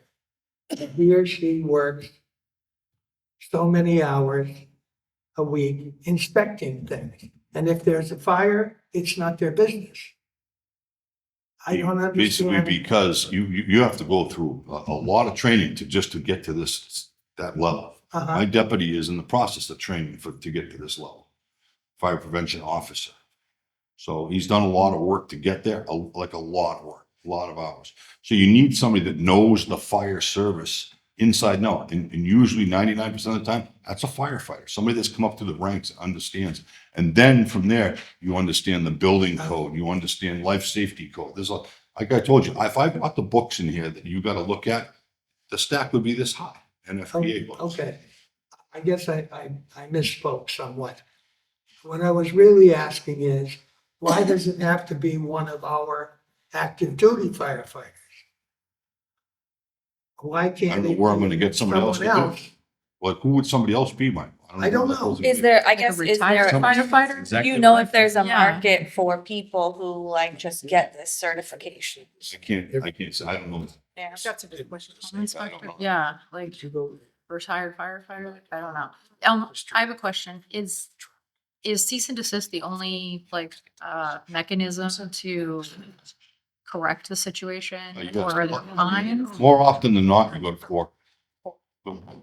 If someone is not compliant, can We we go to fine them? We go to court, take out charges in housing court against them. Okay, there's no in between, it's just, Yeah, it's in between. You basically talk to them and try to work it out and try to figure it out. But if they're adamant that they're not gonna do it, your options are 0. You just take them to court. And then the judge explains it to them. And then they comply. 100% they will comply. Usually the mediator would be the state fire marshal's office. We have the state fire marshal's office come out, fire protection engineer, she comes out, she just came out with me the other day. And then the other one is the compliance officer, Matt Murray. He'll come out, just kind of say, hey, listen, this is the deal. You're responsible for this. And usually that's what it takes. Housing court is very rare, but we haven't been there. we can't fine them. So there's a Like, fine, say, there's you wanna a fine, keep- there is you a wanna- there's a fining mechanism in place. I don't know whether the town of Clinton has adopted that fining. So there's special classes that you have to take in order to have that book to write fines. And in my history, I know Chief Hart was able to do it. I know he wrote fines. I've never wrote any fines. I don't know, like I said, a lot about that part of that law. I mean, we were just talking about parking. The only thing that really corrects that problem Yeah. is fines. Yeah, Is there just a slap on the wrist? yeah. Isn't gonna maybe Yeah. move the needle. What more can we do? So Mike, if you get the 125 that you're looking for this position, I'm assuming you're gonna post it, right? Yeah, yeah. You're gonna accept applications. Yeah. So if there is that, what you're kind of describing, like a unicorn candidate of somebody that somehow is outside of the fire department but still has these credentials, I mean, they're gonna get the same opportunity that I everyone else will don't, get. I don't know where Well, I can. Did you post it outside last time? No, I didn't, just in the department. I don't know whether I can post it outside with the union shop. I can't answer that. Oh, we don't even know if we can post a job I don't- outside. These of are things we need Well, it's a answers union. for. I don't know that. Oh, yeah. Okay. That is, I mean, we should be able to figure that out though, pretty Yeah. quickly. Oh, yeah. But I mean, if the obviously the bigger pool, the better opportunity, more applicants, everything. So if we have the ability to post this outside of the department, I would assume that you would, right? Because it would increase the chances of getting the best candidate for the job. Okay. All right. That's all I wanted to know. Chief, so What would the, have to happen for us to be able to, for this position to be a non-union position? How would that, Negotiate it out. you'd have to negotiate it out Yep, you have to with negotiate it out. Is it in now? doesn't exist. Everybody's in the union down there. I'm the only one that's not. But- Sean. This is a new position. So it's Correct. automatically in the union? Automatically in the union, yep. Yep, you have to negotiate it out. So for that position to be negotiated out, and then what about like if your thought is potentially to move the deputy chief into that role, the deputy chief position would also have to be negotiated out? No, the deputy, no, because you would backfill him with another captain. You would just leave 4 captains. You have 3 captains and a deputy. The deputy is on the street, just like the captains. So even though the deputy fire chief would be the fire prevention officer, He would not be on there'd shift. no change in title as far, No, right. that just becomes his responsibility. His new responsibilities. And then, like I said, then at some point, we would just offer the exam, fill that, and then have 4 captains. And he'd be doing all fire prevention. So basically, if this went the way you pictured it, we would be paying correct me if I'm wrong, we would be paying the deputy chief $125,000. And then we would have another captain. Correct. have you spoke to the chief? Is he willing, deputy chief? Yeah. Uh-huh. He's willing to do it? Wouldn't you? Lengthy discussions, trying to move forward so we can. Go ahead, Mary Rose. No, I guess because it's the creation of a new position, I'm not so sure that we'd have to negotiate that if it's a Yeah, I creation think of a so. position. Have you talked to Bob? No, I haven't. No, there is. I don't know. That's for Bob to answer, but I agree. Yeah, I mean, if it's not a position in the department, it could be categorized just like you as a non-union position, as an inspector. Yep. I don't know. I think it's a valid question. I don't. Absolutely. Because it's not a position in the department now. You know, I mean, that's just I mean, No, it needs to be. I think we need to. Questions to be asked. I mean, you've beat this drum the last several years about, you know, the need for this position and the urgency. You know, essentially the people within this community, it's their livelihood that's at stake as well as the members of the fire department. So however, whatever questions need to be answered to get us closer to making this happen, I'm in full support of. All right, shall we move on to overtime? Sorry, but I just want to keep us. Chief, if you posted it down there for $100,000, would a firefighter, would firefighters Yeah. possibly be interested? Possibly, no doubt. But but then you're paying, Do we really want to right. nickel and dime like a position as important at this as this? 25 grand. Well, 25 grand is a lot of money. It's $55,000. Is nickel and dime. well, But The difference. Nickel I'd and love dime. 25 grand on my Actually, pension. is that a- number. Like, we don't know if they'll take it for 100, why are we offering 125? We don't know. The quality of the candidate that you might get. And I'm assuming that this number has come from some sort of experience. I mean, we posted at 70, we got no response. So we already. We posted it in the firehouse, correct? Right. Like not Because even for that's people. where I can only post it. Okay, Well, we said we didn't know that. Right. Correct. well, let's get those questions we'll get those- answered. Lots of questions. yeah. You want to jump to overtime? I Overtime. would love to, yeah. So yeah, I'd love to too. So overtime last year was approved at $400,000. During the course of the year, I was down 2 and I ended up losing 3. I'm sitting here today, I just lost 2 more. So I'm down 5 positions. So I'm going to be down for these last 3 months, I'm going to be down 5 positions. So as a rough, I'm going to be between 500 and probably closer to 600,000 overtime for this budget. I'm going to be about 200 grand over that 400. So whereas I'm going into the next year down 5, I put down $1 million, but I think it's going to be probably in the high 8s to 900,000. I mean, being really realistic. I am in the hiring process. I'm hiring 3 firefighters right now. But again, the process I've gone through civil service. It's not, that takes time. So they will not count as Manning for another year. So the next fiscal year, the tail end of it, they might, but Chief, when you say you lost 5, what do you mean by you lost 5? Did they they retire? Did they move to another location? went to other jobs. Other jobs? Yeah, other jobs, yeah. So there's a few variables to it. One variable is the fact that when you come to work, because we're down so many firefighters, you come to work if you live out of town with your bag. Because you're not going home for 2 days. You're gonna work for 48, then you're gonna be allowed to go home. So it's ordered back. These guys are just, you don't go home, you don't go home, you don't go home, and you don't go home. And then you come back tonight, you come back tonight, you come back tonight. And that's nonstop. That's all the time. So they're getting tired. So they're going to departments. 2 of these last 2 just left for Northborough because there's no ordered backs there. They don't have to worry about it. One of them obviously just had a baby, so he didn't want to be ordered back. So he left. And believe me, some of it was not pay because Northborough's not our pay scale. And then there's other variables down there that factors into it too. So you have 5 positions empty right now. 3 are in the process of being hired. But because that takes so long, we're gonna be into next fiscal year. When at best could we be at full staff? Well, if we like hire people, if we get these 3 in and then 2 more. It's constant hire.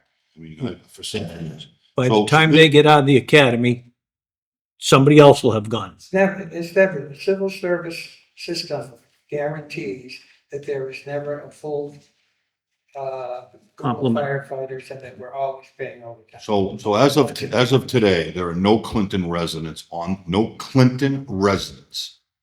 list that are EMTs. The people that are from Clinton, there is 4 of them. And there is 1 from right on the Lancaster line. He is a disabled veteran. That being said, 1 of them is done taking the EMT class. 1 of them is halfway through and the other ones are looking at it. So what we have done the last years has not worked. It hasn't worked. And that's hiring EMTs from Norwood, Billerica, Mansfield, and all over the state. It hasn't worked. There's somewhere around 12 to 14 people we have lost. So that being said, we're going backwards a little bit to try to go forwards. So I'm in the process of hiring non-EMTs.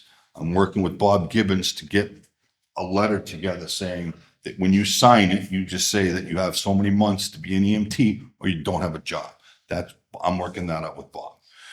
This way here, maybe we can keep these people because, well, they have a residence in the town of Clinton. So that's what I'm trying to do, trying to go backwards to go forwards. Right now, the academy is not very long out, so if I can get them EMTs and get them on the ambulance, I can get them into the academy. So I've already interviewed 6 out of the 7 that I've done. I've already done the interviews. I'm waiting. As a matter of fact, Chief Coyne took all the query checks and is doing the query checks for me. And then Monday, I'm meeting with another young man on Monday morning. And then I'll send out job offers, and then you got to start the physicals and all the stuff that goes with it. It takes time. Doesn't happen overnight. Chief, you mentioned just Clinton. Why not touchdowns also? That doesn't seem too far. Well, anybody that chose Clinton will show up, but there is Civil none. service, Paul. There's none. Bureaucracy. There's none. Chief, you've only got requests in for the 3? Right. Why don't you put in a request for 2 more, seeing you're down to 2 more? Because if they go paramedics, I don't want to step on too many toes of hiring 5 and then looking for a couple $1 million to put paramedics down there. So I decided we'll start with 3 and try to put that, or possibly 4. I'm not against it, but I just don't want to totally take all EMTs on and then have the paramedic program implode. I mean, that's been part of your dilemma a little bit too, Yeah. right? Is like you've been trying to reserve these openings for. But now we're at ALS. 5. It's Right. And now it's just not, and we So- can't, we can't hire paramedics until we have a salary. We can't get a salary until we finish the contract negotiations. And we also, and as Mr. Zukonski pointed out, civil service, again, it's as much of it's an interference with just hiring EMTs.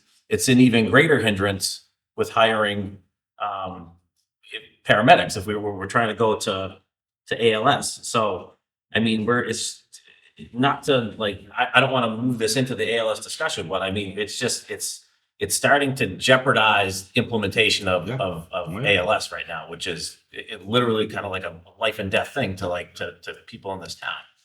We're down 1/5 of our staff right now. 1/5 of our staff.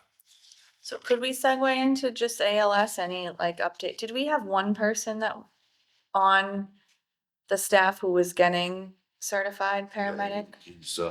He's already gone to Norwood and he's already up to Cambridge.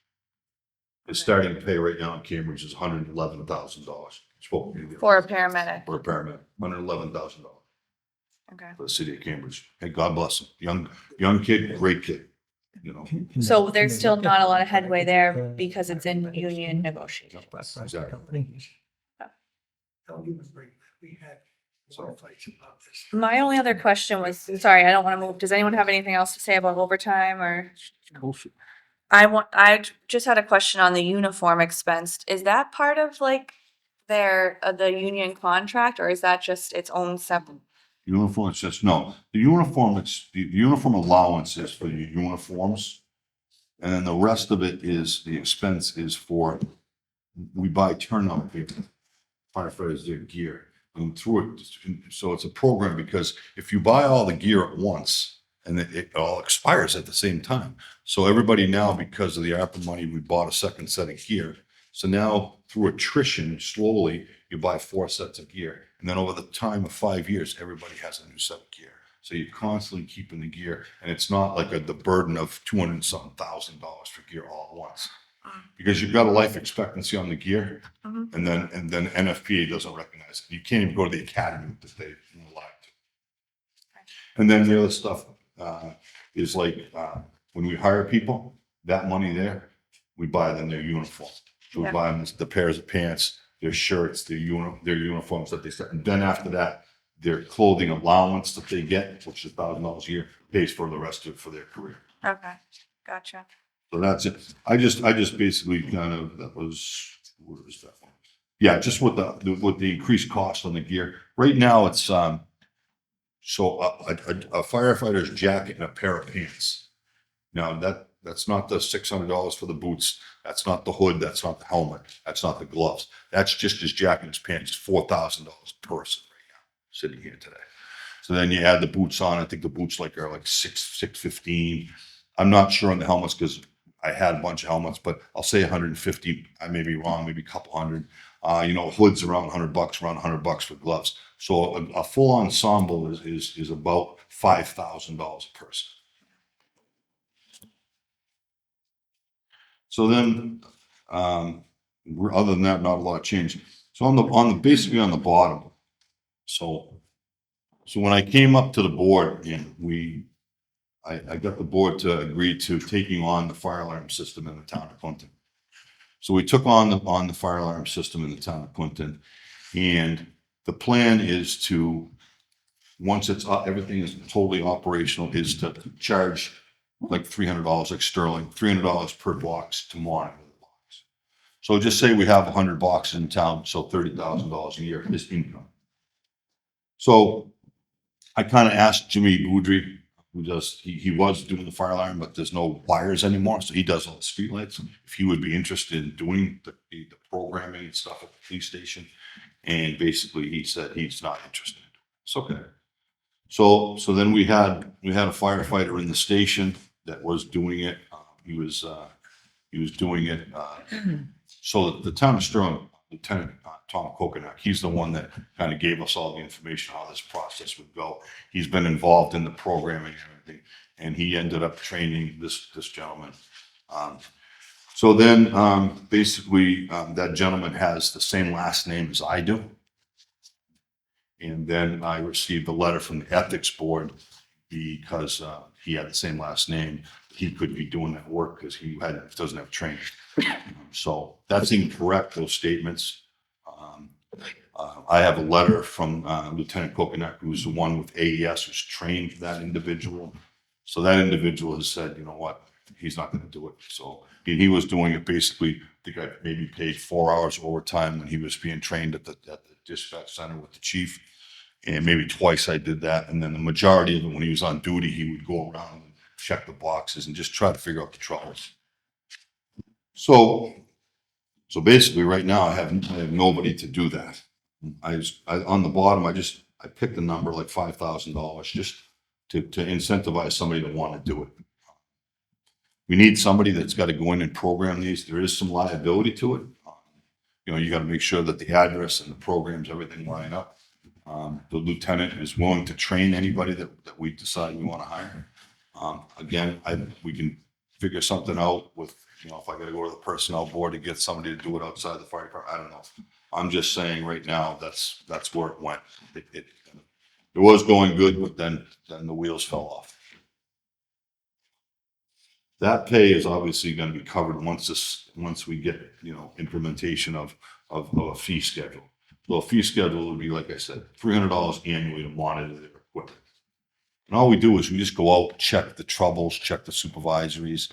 We just got a couple of them. Buffton Farms, that I don't know what's going on up there. We just got to figure out, it's throwing thousands of trouble alarms into dispatch. But we need somebody to get up there, contact them and all that. So that's how that went down. Okay.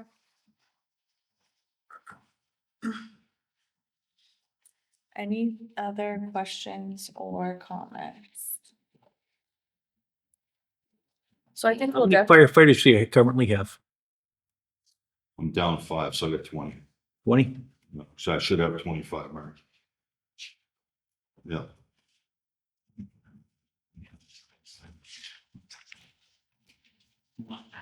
I think we'll definitely be in touch with you after we have our debriefs and stuff on where we're gonna land with all of this. So, thank you. Yep. Thank you. Yep. Thanks, chief. Thanks, Chief.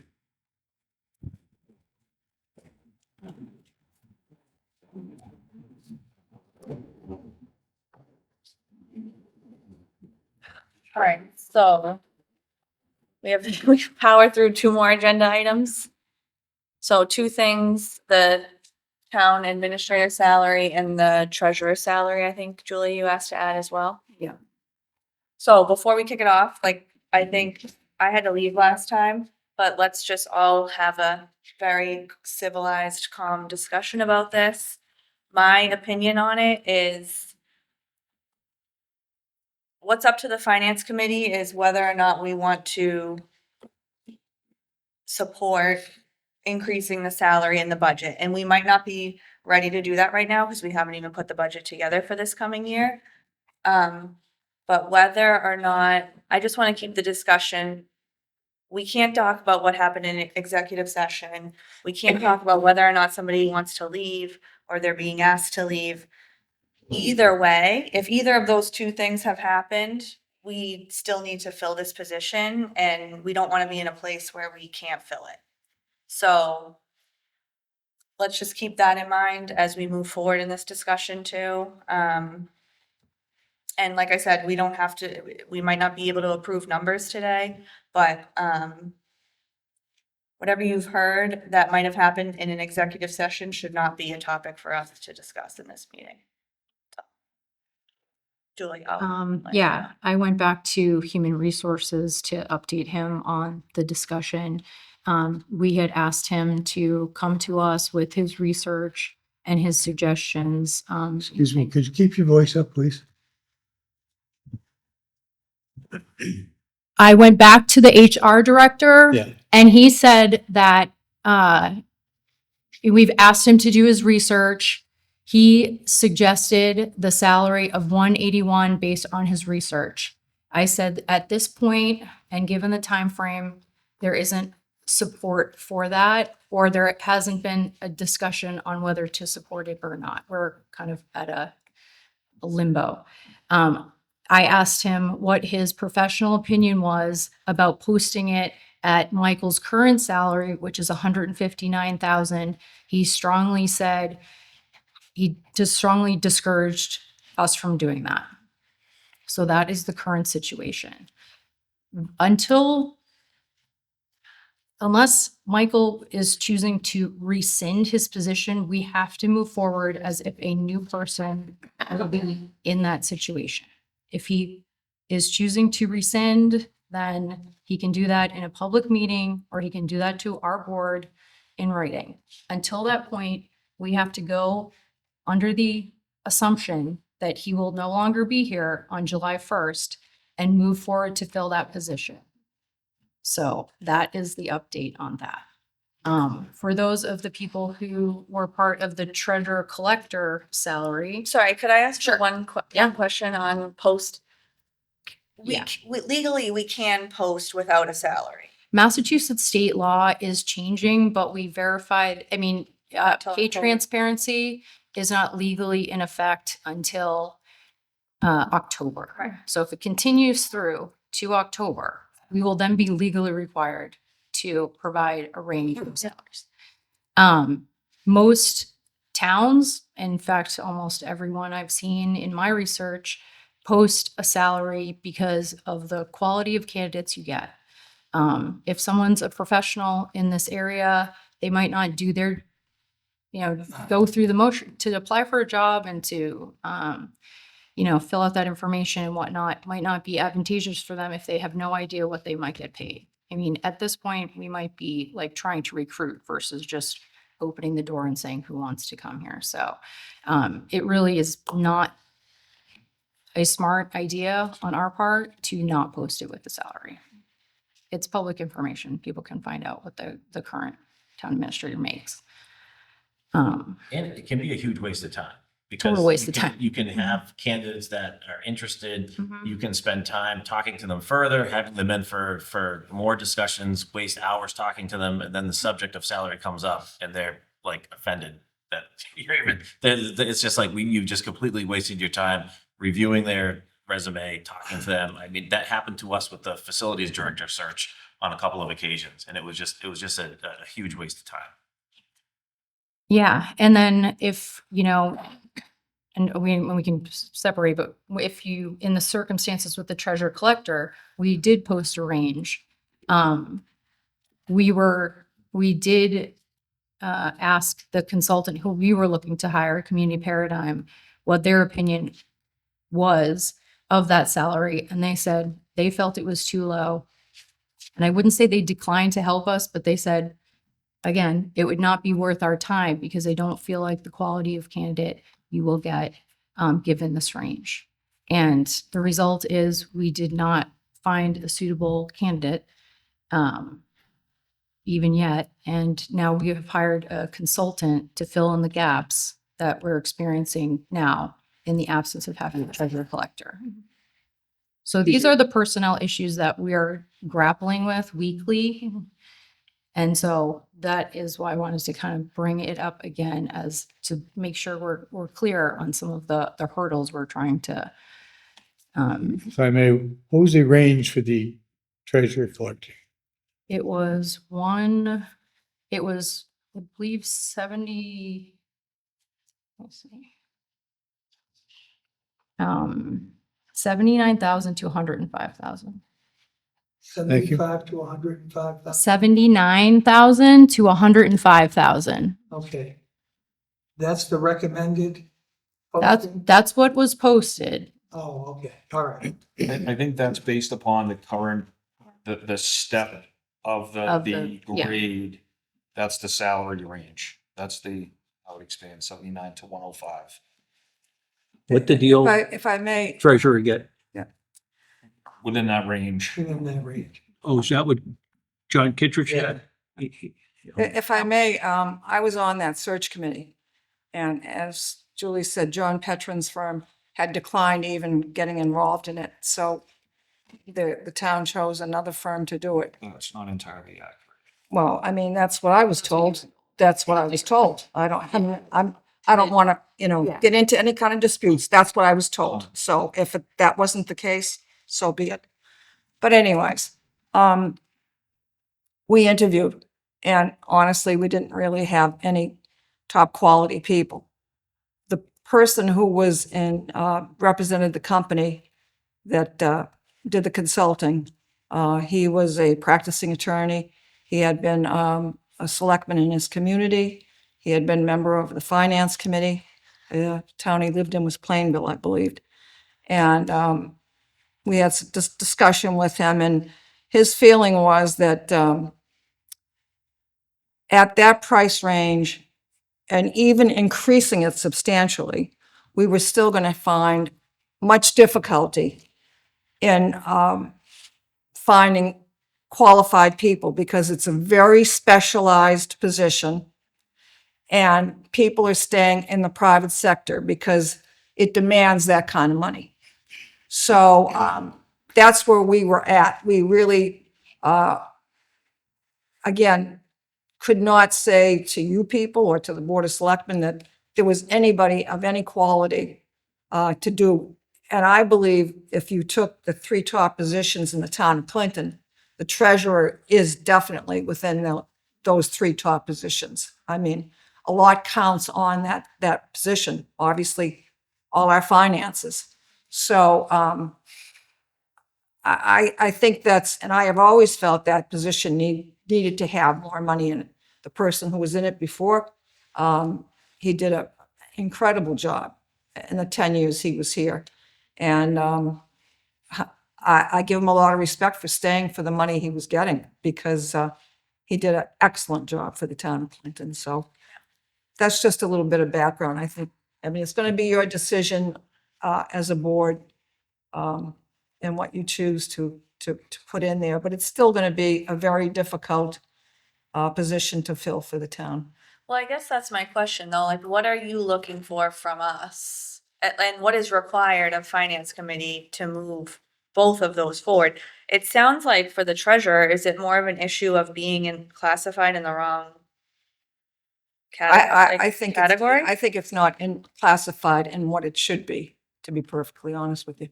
Yeah. I So mean, it that's sounds like- just my, Yeah, having been involved in the process of trying to fill it and seeing the quality of the people coming in and their backgrounds, financial backgrounds, it was very, very discouraging. Yeah. And I don't think it's an easy fix, Yeah. Madam Chairman, but it has to be filled. I mean, we're using the consultant right now who is doing a good job for the town, but that's not a permanent fix. You've got to have someone in there on a permanent basis. So He's not willing to stay? I don't know. I don't know, Mark. Provided, sir. What's he charging? I don't know. Yeah. Mike would have to give you that information. Based on the conversation I had with Michael, this is what the person does for different towns, and that it wouldn't be He's not looking to He's come on not, full yeah, time. he's not looking to be a full-time treasure collector. Yeah. He's got his niche right now. This, you know, on the Massachusetts Treasure Collector Association's website, they do an annual salary survey, and, you know, you can go on and take a look at the communities that have responded, and based upon where this position was classified, the range, it doesn't even come close to the average of the communities that have responded, that were comparable to the town of Clinton, not even close. You know, and to Mary Rose's point, you know, where it is a complicated, it's gonna be a very technical position to fill. If the salary is not even in the right neighborhood, you're wasting everybody's time. What Now, neighborhood does it have to be in from your dealing with the association? Um, Well, if I, Yeah, yeah. again, just, you know, talking to the consultant, I mean, you know, the range that it was, I think the top range was about 105. Yeah. Don't quote me Yeah, completely, it but is. Yeah. 105, but, Yeah. I would suspect you'd have to go up into at least the 130 range. I would think at least the 25,000 range over what it is. And I mean, I don't know if there's a guarantee that, you know, where it's all going to come in, because again, Now, there's a- people are choosing the private sector There's over the grid, right? municipalities. This is, the job is placed on our grid. Right, so you'd have to That's go back. 3 years old, Correct. and it's got step increases, cost of living increases over the 3 years. Mhm. Now, can't the personnel board review it Oh, you could and move it request, up a step? Oh, you could to request- Another level? yeah, you can request them to do so. Yeah, definitely. Wouldn't it be their position to, they feel that it's low and move it up? Correct. And Yeah, then- they could. Yeah. And Definitely. they can work within that range of the grid. If the person has exceptional experience, they can, instead of starting on step 1, they can start on step 5 or step 3, or depending on where the experience of the person is. It should be on the grid somewhere. And and that's where the finance committee comes into Right. play, where then the finance committee would have to support funding that new Change. range. Yeah. So if, you know, to Mary Rose's point, if the range was upwards of 130, and the personnel board, you know, they approved doing the classification change, and if it comes to the finance committee, and if the finance committee didn't support it, then kind of stuck in the same spot. So I think if there was, The town meeting could still override the finance committee if they approve it. Correct, but I think it has to be, you have to justify it, Mark, you know, Yep. obviously. And I agree with Matt. It's a new point. If you don't have, before you go to the personnel board, I think you have to have a consensus from the finance committee if they'd be supportive of increasing the salary for that position, before you go and ask them to change the job description that would qualify it to bring it into that position and that type of money, so. Well, And and it's only for myself, I would be inclined to approve financing as requested by the personnel board. Once they look at the subject and Mhm. say this should be the new pay rate. Yeah. for the treasurer. I mean, typically it would be the Board of Selectmen would make the recommendation to the personnel board. Oh, right, I And, yeah. understand that, but you're saying you needed some. Yeah, it's an indication, obviously, from the If finance Personnel committee. board, if you say to the personnel board, look at this treasurer's job, and they said, okay, we gotta pay this person 130,000. Correct. And on the finance committee, I would be inclined to say, okay. and that, the one challenge with the grid is where the treasurer collector position currently sits at. The next step increase, there's like a massive gap where it's like $35,000. So it's kind of like, that puts you into like $150,000 range. You're missing that middle piece where it would fit in nicely. And we were told that needs town meeting approval. So it's kind of like, It's a little bit of a chicken. you're, So where Situation, yeah. it's, is now on the grid, what's step 7 on it, or step 5, or whatever the top salary is on? 105 is the top for the 105 current top. grade. And the bottom of the next ones? Right. There's like It's a like, big jump. There- Okay. But There what just do- isn't like a sequential, yeah, there should be one Grid, more in there's- between. and yeah. That's where it would kind of. so there's a, Generally, A the gap. grids have 5% in between them. No. It's not like that. huh? You're in the neighborhood, right? And that for some reason on this particular, everything else is pretty uniform up until this gap But what is that lowest step? Like, what is the amount? on what on the next step The up. lowest step of the next step up. That was the question that, I think that's a fair question. The next was 118. I think it was 118. Okay. 100 to 132, I think.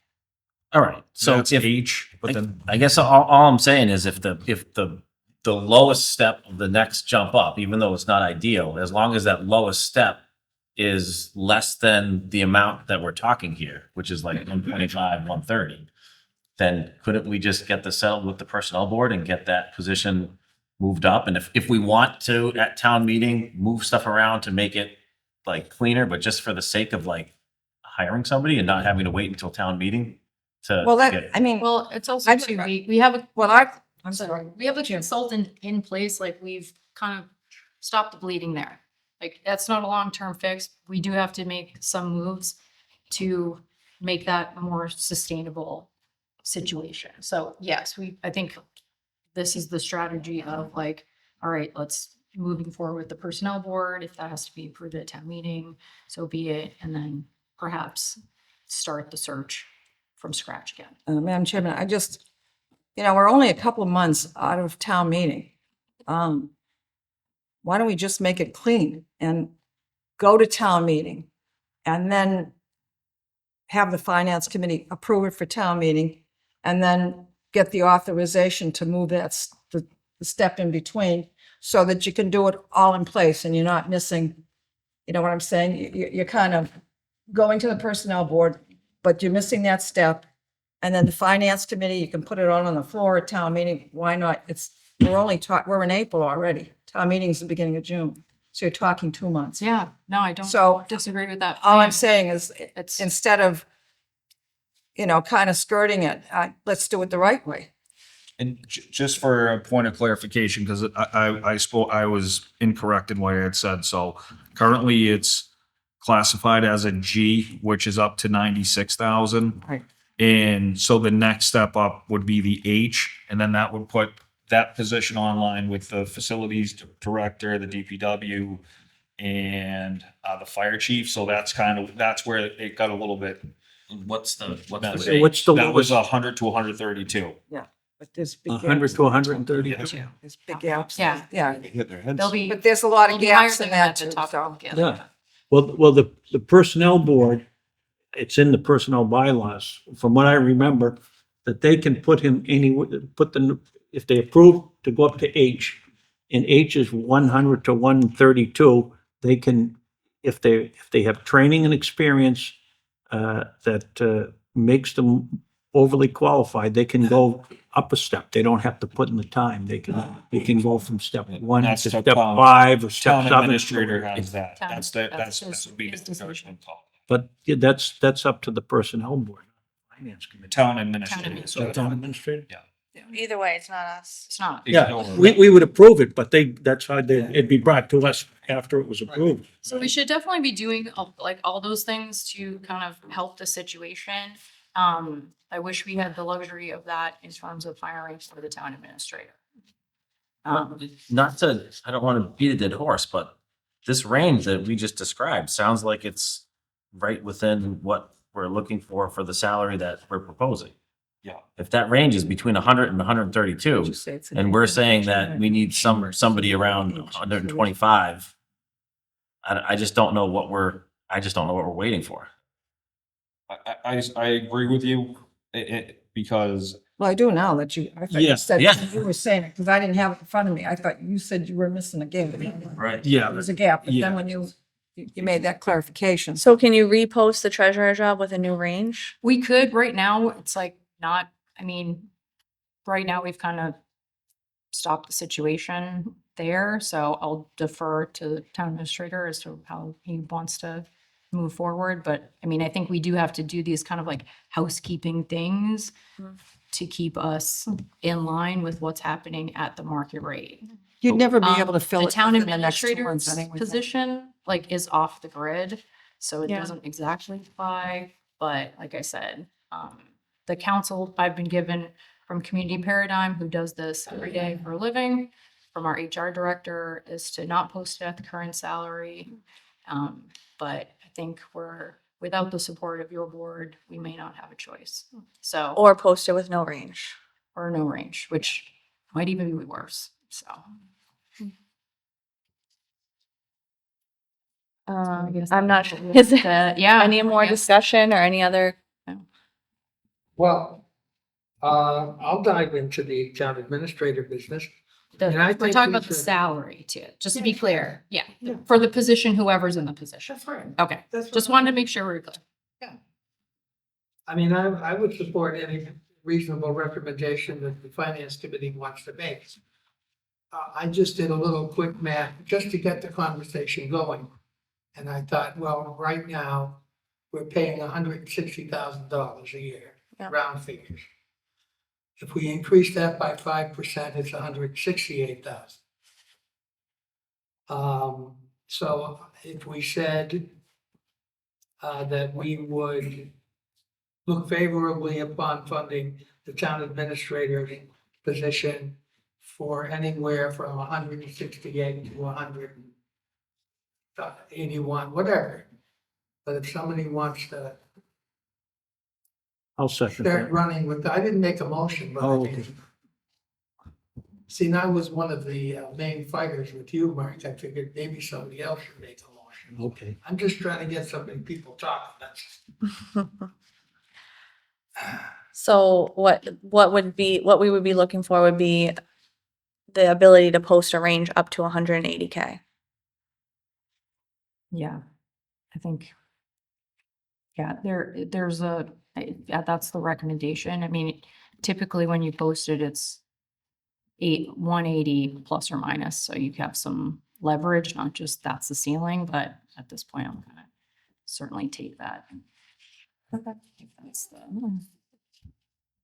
would be helpful, I think, to start the search.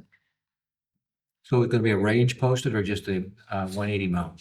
I mean, I have told you what my desire is to kind of use 180 plus or minus, giving us some leeway there, depending on qualifications. I'm mirroring what the Community Paradigm typically does in their job postings, even though we're not using them to help us recruit. But will it That's say, like, will it say 180 plus or minus? Is that what it'll say? yeah, but so you'd have to kind of like, there would have to be, I think, some wiggle room there. Which could be, certainly can be further discussion, but Well, why don't you guys take it under consideration then? And we're meeting every week, so. Well, I think we gotta get this thing moving. yeah, I agree with you. Make that I, motion. I mean, yeah, I do. It's making me kind of concerned that we're not moving forward at a pace that. All right, so I'll make a motion, we'll make the range from 168 to 180. I'll second that. all in favor of that? Well, I just want to say one thing. I Yeah. think we should have a range plus or minus, because again, Without there 180 may being the enough same. administrative people all over the country. Trump stuff. There's gonna be a lot of administrative types looking for jobs. Not the municipal administrators. They may be able to run social security. And one is, I think we're in a position, we're a small, tiny town. Right. We're going to be, most of our people, I think, are going to be not experienced.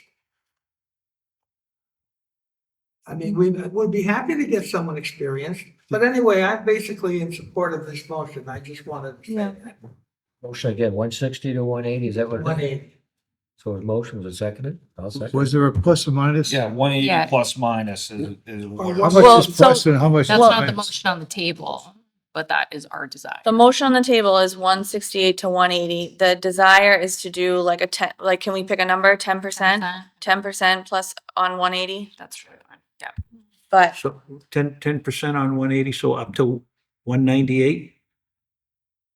is that I what won't you vote for that. typically post? I mean, like, maybe up to just 170, dollar 190. amounts. Yeah. 170 to 190. No We plus or amend- minus. 170 We to would- 190. Right. That's We would- plus or minus 180. It's 180 is the middle point. But then we would kind of keep it in our pocket like that. What's the Or- posting going to say for a salary? 170 to 190. Okay. And no, includes the plus or minus. Yeah, yeah. Can we, does anybody want to amend the motion?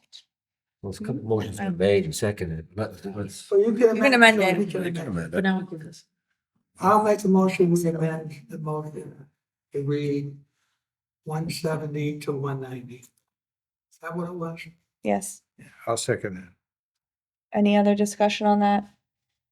All in favor? Aye. Now you gotta vote on the whole thing. What? You just voted on the amendment, now you gotta vote on Okay. the amendment. Just be- Okay, do them and do the next thing then. Now we've got to vote on the Amended motion. amended motion. All in favor of the amended motion? Aye. Aye. Uh, all right, that's 160 to 190. 170 to 180. I mean, 170 to 190. All right, all opposed? Okay. All right. Thank you very Thank you. much. Appreciate it. Now, what about the treasurer? We all set on that? I think we're all set on that for the moment. I think we have to kind of make a plan of like requesting the personnel board, make some changes, and then So to Mr. Drakonski's point earlier, right, where he had mentioned that, you know, if it was up to 130 of being inclined, could that feedback be taken to the personnel board if they were to reclassify that position? I Then, think they can be updated on sort of the appetite of share that information, because they might be not, I'm sure they're not market salary. I think we're good. Motion to, anyone motion to adjourn? I'll make that one. Second, all in favor? All right. Thank you.